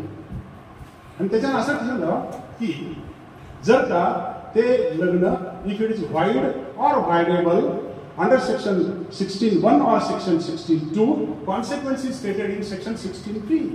जर का दुसरं लग्न झालेलं असेल आणि दुसरं लग्न हे 1 प्रमाणे किंवा 2 प्रमाणे व्हाईड किंवा व्हायडेबल असेल तर त्याचे परिणाम सब क्लॉज 3 मध्ये सांगितले. तिथे असं सांगितलेलं आहे की त्या केसमध्ये ते जे बाळ आहे तर ते जो मुलगा आहे किंवा मुलगी असेल that is should be treated as legitimate for the purposes of this act. कोणची मुलं? व्हाईड ऑर व्हायडेबल मॅरेज डिक्लेअर व्हायच्या अगोदर ते जर का मुलं झाली असतील आणि नंतर ते व्हाईड किंवा व्हायडेबल ठरलं असेल मग त्या केसमध्ये मुलांच्या बाबतीत काही भेद करायचा नाही आणि त्याला लेजिटिमेट असल्यासारखा शेअर देऊन टाकायचा. किती इनोसंट अमेंडमेंट होती बघा, किती छान अमेंडमेंट होती. एका ज्येष्ठ माणसाचं फार सुंदर वाक्य आहे. तो असं म्हणतो that there are no illegitimate children, there are only illegitimate parents. ते इनोसंट बाळांचा काही दोष नसतो. चूक असेल असते तर बापाची नाहीची असेल, त्याच्याबद्दल त्यांना का दोष द्यायचा? याच्यावर बेस्ट पार्लमेंटने हा कायदा केला होता. आणि त्यांनी सांगितलं की जे इलिजिबल असतील अशा लग्नात आलेले असतील ते लग्न उद्या रद्दबातल ठरलं असेल तरी मुलं कायदेशीर आहेत आणि आवरस आहेत आणि त्याला तुम्ही त्या प्रॉपर्टीमध्ये लिजिटिमेट समजून हक्क दिला पाहिजे. पण तिथं दुर्दैवाने असंदिग्धता राहिली. प्रॉपर्टी काय शब्द वापरले? Property. Issue all which property? Separate or ancestor. त्याला सुद्धा 13 वर्ष. कोणची प्रॉपर्टी? प्रॉपर्टी सेपरेट प्रॉपर्टी का अँसेस्टर प्रॉपर्टी? याचा अर्थ काढण्यासाठी सुप्रीम कोर्टासमोर केसेस निर्माण झाल्या आणि पहिली केस निर्माण झाली Jinia Keotin versus other parties 203 supreme court. Then there was a case of Bharat Mata and others versus the case decided by the supreme court. आणि त्या सगळ्या केसमध्ये माननीय सर्वोच्च न्यायालयाने सांगितलं the term property means separate property. खरं सेपरेट लिहिलेलं आहे का? नाही. अँसेस्टर लिहिलेलं आहे का? नाही. पण त्यांनी अर्थ असा काढला प्रॉपर्टी मीन्स सेपरेट प्रॉपर्टी. पण 2010 साली केस निर्माण झाली before the honourable supreme court. आणि ती केस जी निर्माण झाली that was the case of Revan Siddappa versus Mallikarjun 2010 reported in 2011 SCC. आणि त्यामध्ये मुद्दा निर्माण झाला सुप्रीम कोर्टासमोर how that word property to be understood. त्या अनौरस मुलाला ज्याला आपण आता औरस म्हणायला लागलेलो आहोत त्या औरस ठरवलेल्या डीम्ड औरस ठरवलेल्या मुलाला आता कोणत्या प्रॉपर्टी हिस्सा द्यायचा? सेपरेट प्रॉपर्टी और ancestral property. And whether earlier decision in Jinia, Kevotin and Bharat Mata is correct was the question before Supreme Court. And Supreme Court said no, this includes ancestry. And तेव्हा कारण देण्यात आलं की that this particular issue relates to beneficial interpretation rule.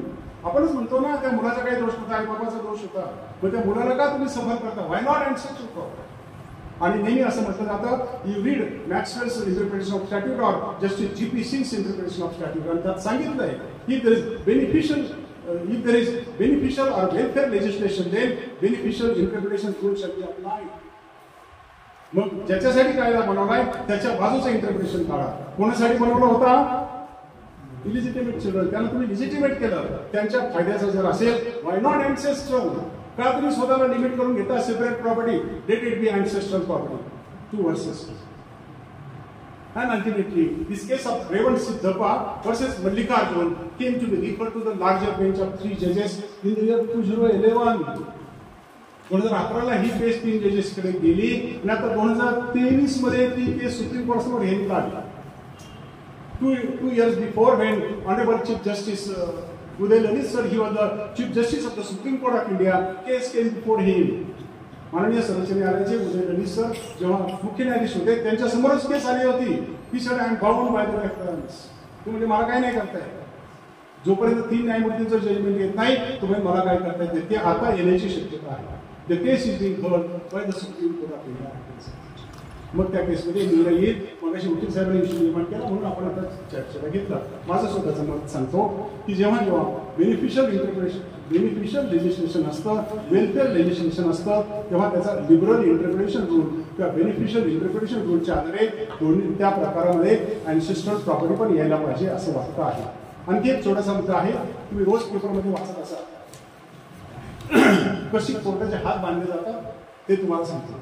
How sometimes technicalities come in between, and was faced before the Supreme Court of India, before Honourable Justice M.R. Shah of the Supreme Court, and that was in case of Kamla Neti versus Special Land Acquisition Officer.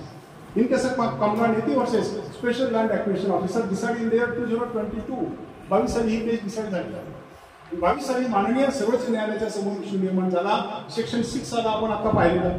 त्या section 6 प्रमाणे एका आदिवासी भगिनीनं आपल्या भावाच्या विरुद्ध section 6 प्रमाणे मला हक्क मिळावेत असा खटला दाखल केला. Scheduled tribe sister had filed a suit against scheduled tribe brother for partition as per section 6. Is she entitled or not?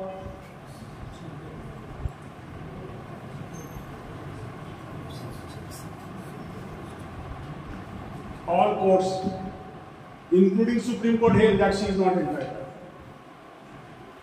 Justice M.R. Shah said, yes, I am bound by the letters of law. I cannot legislate. खरं तर ते म्हणाले मला कायदा करता आला पाहिजे, तर मला करता येत नाही, पण माझे हात बांधलेले आहेत. काय हात बांधले? जर का एखाद्या ब्राह्मण भगिनीला देता येते, मराठा भगिनीला देता येते, किंवा इतर आडनावाच्या किंवा इतर सगळ्या प्रकारच्या जाती धर्माच्या लोकांना हा कायदा लागू होतो, why not scheduled tribe? Why she shall be deprived?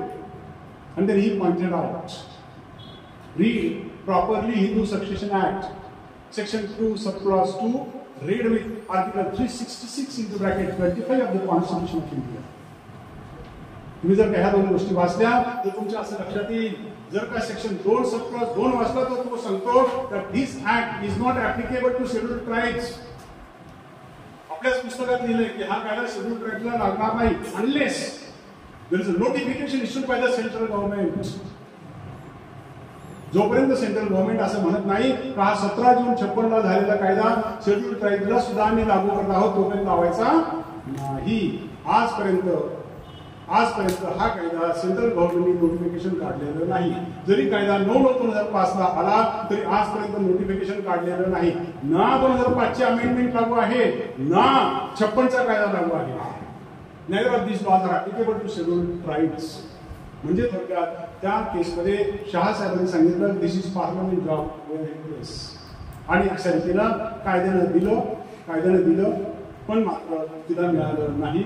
अशा प्रकारची Kamla Neti versus special land acquisition officer अशा प्रकारची ती केस होती आणि त्यामुळे तिला हे मिळालं नाही. पण ते तुम्हाला सांगतो, एखादा ज्युनियर वकील असा प्रश्न विचारू शकतो की सर्वोच्च न्यायालय काय सांगता आर्टिकल 141 आणि 142 parliament supreme court can do and undo anything. काही पण आपल्या सुप्रीम कोर्टाला करता येतं in this vast scope of powers. इथे का नाही केलं? काय बरं कारण असेल? Justice M.R. शाह इतके विद्वान सर्वोच्च न्यायालयाचे न्यायाधीश, पण ते म्हणतात I am bound, I cannot legislate. त्यांना आणखी करता आलं असतं त्यांनी सांगितलं असतं this section 2 subsection 2 is ultra व्हाट इज द कॉन्स्टिट्यूशन. हे त्या मुलीच्या हक्काच्या विरुद्ध येत आहे, मी अल्ट्राव्हाईस ठरवतो. पण घटनेतच सांगितलं article 366(25) sub clause 25 special protection is given to scheduled tribes. आणि जर का यदा कदाचित ही तरतूद घटना बाह्य ठरवली असेल तर काय झालं असतं, एवढा पुरता तिला फायदा झाला असता. पण तिला जे घटनेने इतर बाबतीत जे स्वातंत्र्य दिलेलं आहे ते केलं असतं. एकीकडे तिला ह्या सेक्शनचा फक्त हक्क द्यायचा आणि सगळं घालवायचं, त्यांना पार्टी असं नसतं म्हणता आलं असतं. सेक्शन 6 फक्त व्हॅलिड आणि बाकीचं इनव्हॅलिड, आणि म्हणून त्यांना काहीही करता आलं नव्हतं. दिस इज द कॉन्सिक्वेन्स. मित्रांनो, असं घडतं कधी कधी की समोर दिसत असताना सुद्धा त्या गोष्टीचा फायदा घेता येत नाही. असं घडलं आणि शेवटी काय झालं, कोणावर अवलंबून आहे आता, सेंट्रल गव्हर्नमेंट. आणि म्हणून साऊथमध्ये एक विल्सन नावाचे मेंबर ऑफ पार्लमेंट आहेत, त्यांनी अत्यंत खरबरी स्ट्रॉंग पिटिशन सेंट्रल गव्हर्नमेंटकडे केलेलं आहे. बाबा रे, आता तरी जागे व्हा आणि आमच्या ह्या भगिनींना न्याय द्या. तोपर्यंत त्यांना अशा प्रकारचा न्याय देता येत नाही असं माननीय सर्वोच्च न्यायालयाने सांगितलेलं आहे. Friends, within this couple of sentences I have narrated everything except one thing. कारण आता जे राहिले ते पुन्हा 1 तासाचं आहे, तेवढा टॉलरन्स मात्र आपल्याकडे नसणार आहे. 2 ओळीतच तो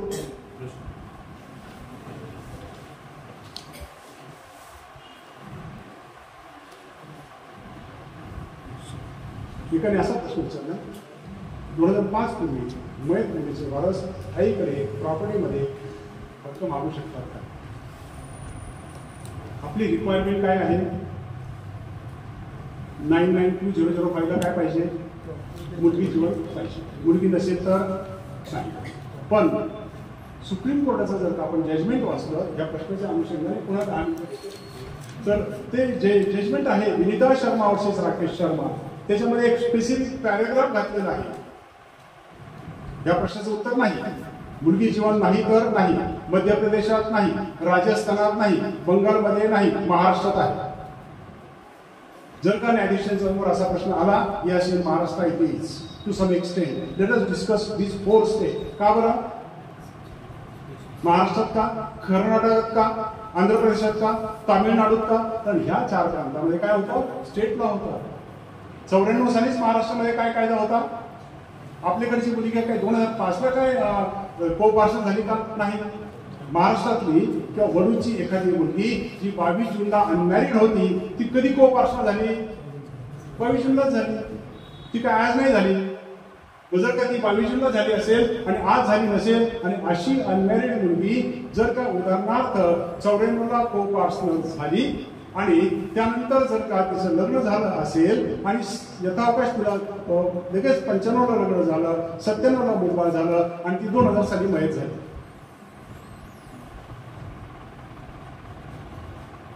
2005 चा काय झाला, पार्टिशनची वेळ आहे. whether that child can claim or not, तोच प्रश्न विचारला.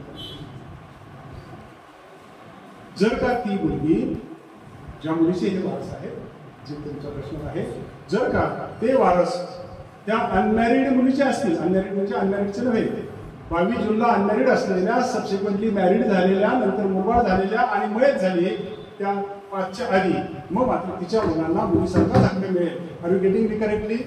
पण जर का 22 जूनच्या आधी लग्न झालेली असेल आणि ती जर का 2005च्या आधी मध्ये झाली असेल तर then she will not be entitled to the benefit of this. म्हणजे आता महाराष्ट्रामध्ये अशा 2 प्रकारचे आर्ग्युमेंट तुम्हाला करावे लागतात.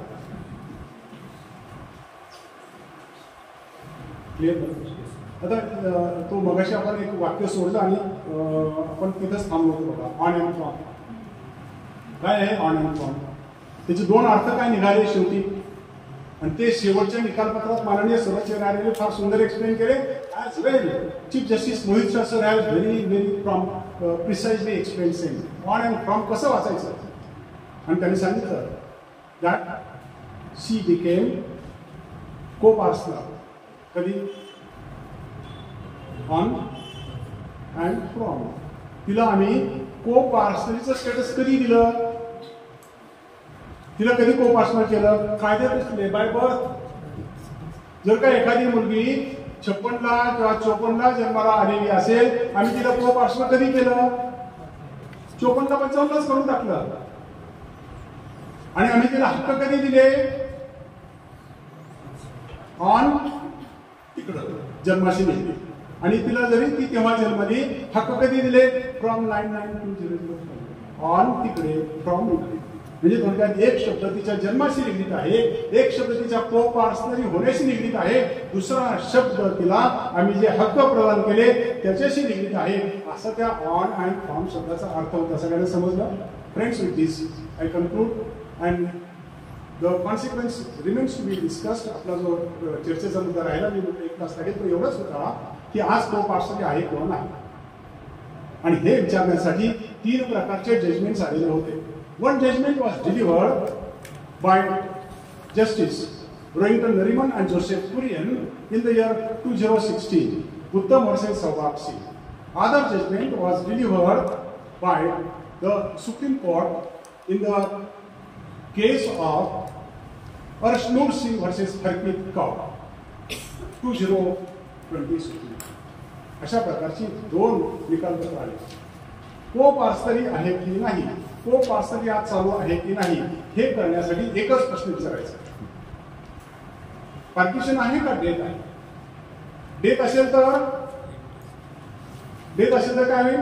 सेक्शन 4, सेक्शन 6, सेक्शन 8, सेक्शन 19 तोडून टाका. 19 सांगितलं की देर इज नो मोर को पार्सनरी. मग जर का कोणत्याही माणसाचा मृत्यू झाला, कर्त्याचा मृत्यू झाला, होल्डरचा मृत्यू झाला, लगेच सेक्शन 6 लागला क्लासमध्ये. 19 सांगतो ते स्वतंत्रपणे घेतील, आता ते एकत्र राहणार नाही. Tenants in common and not as joint tenants. म्हणजे डेथ झाली की को पार्सनरी संपुष्टात येते. आणि जर पार्टिशन झालं तर 4 भाऊ आहेत, 4 भावांचं वाटप झालं. एका भावाला एक केस झाली होती, Rohit Chavan versus Surendra Singh, 2013 supreme court.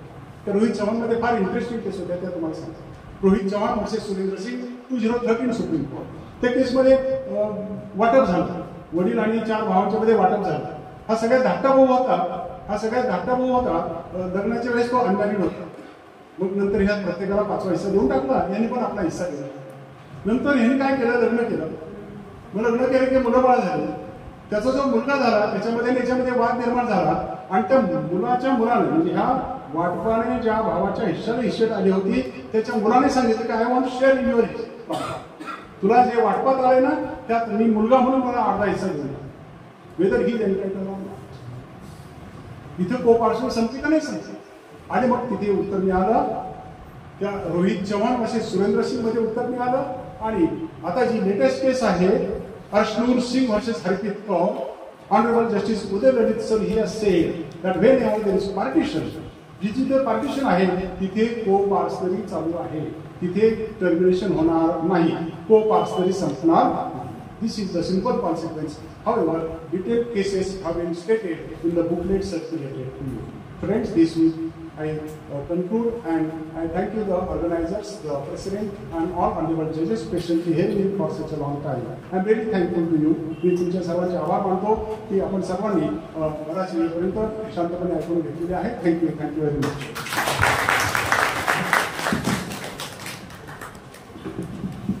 धन्यवाद सर. जवळजवळ 2 तास ते 2.25 तास आपण या ठिकाणी आम्हाला मार्गदर्शन केलं.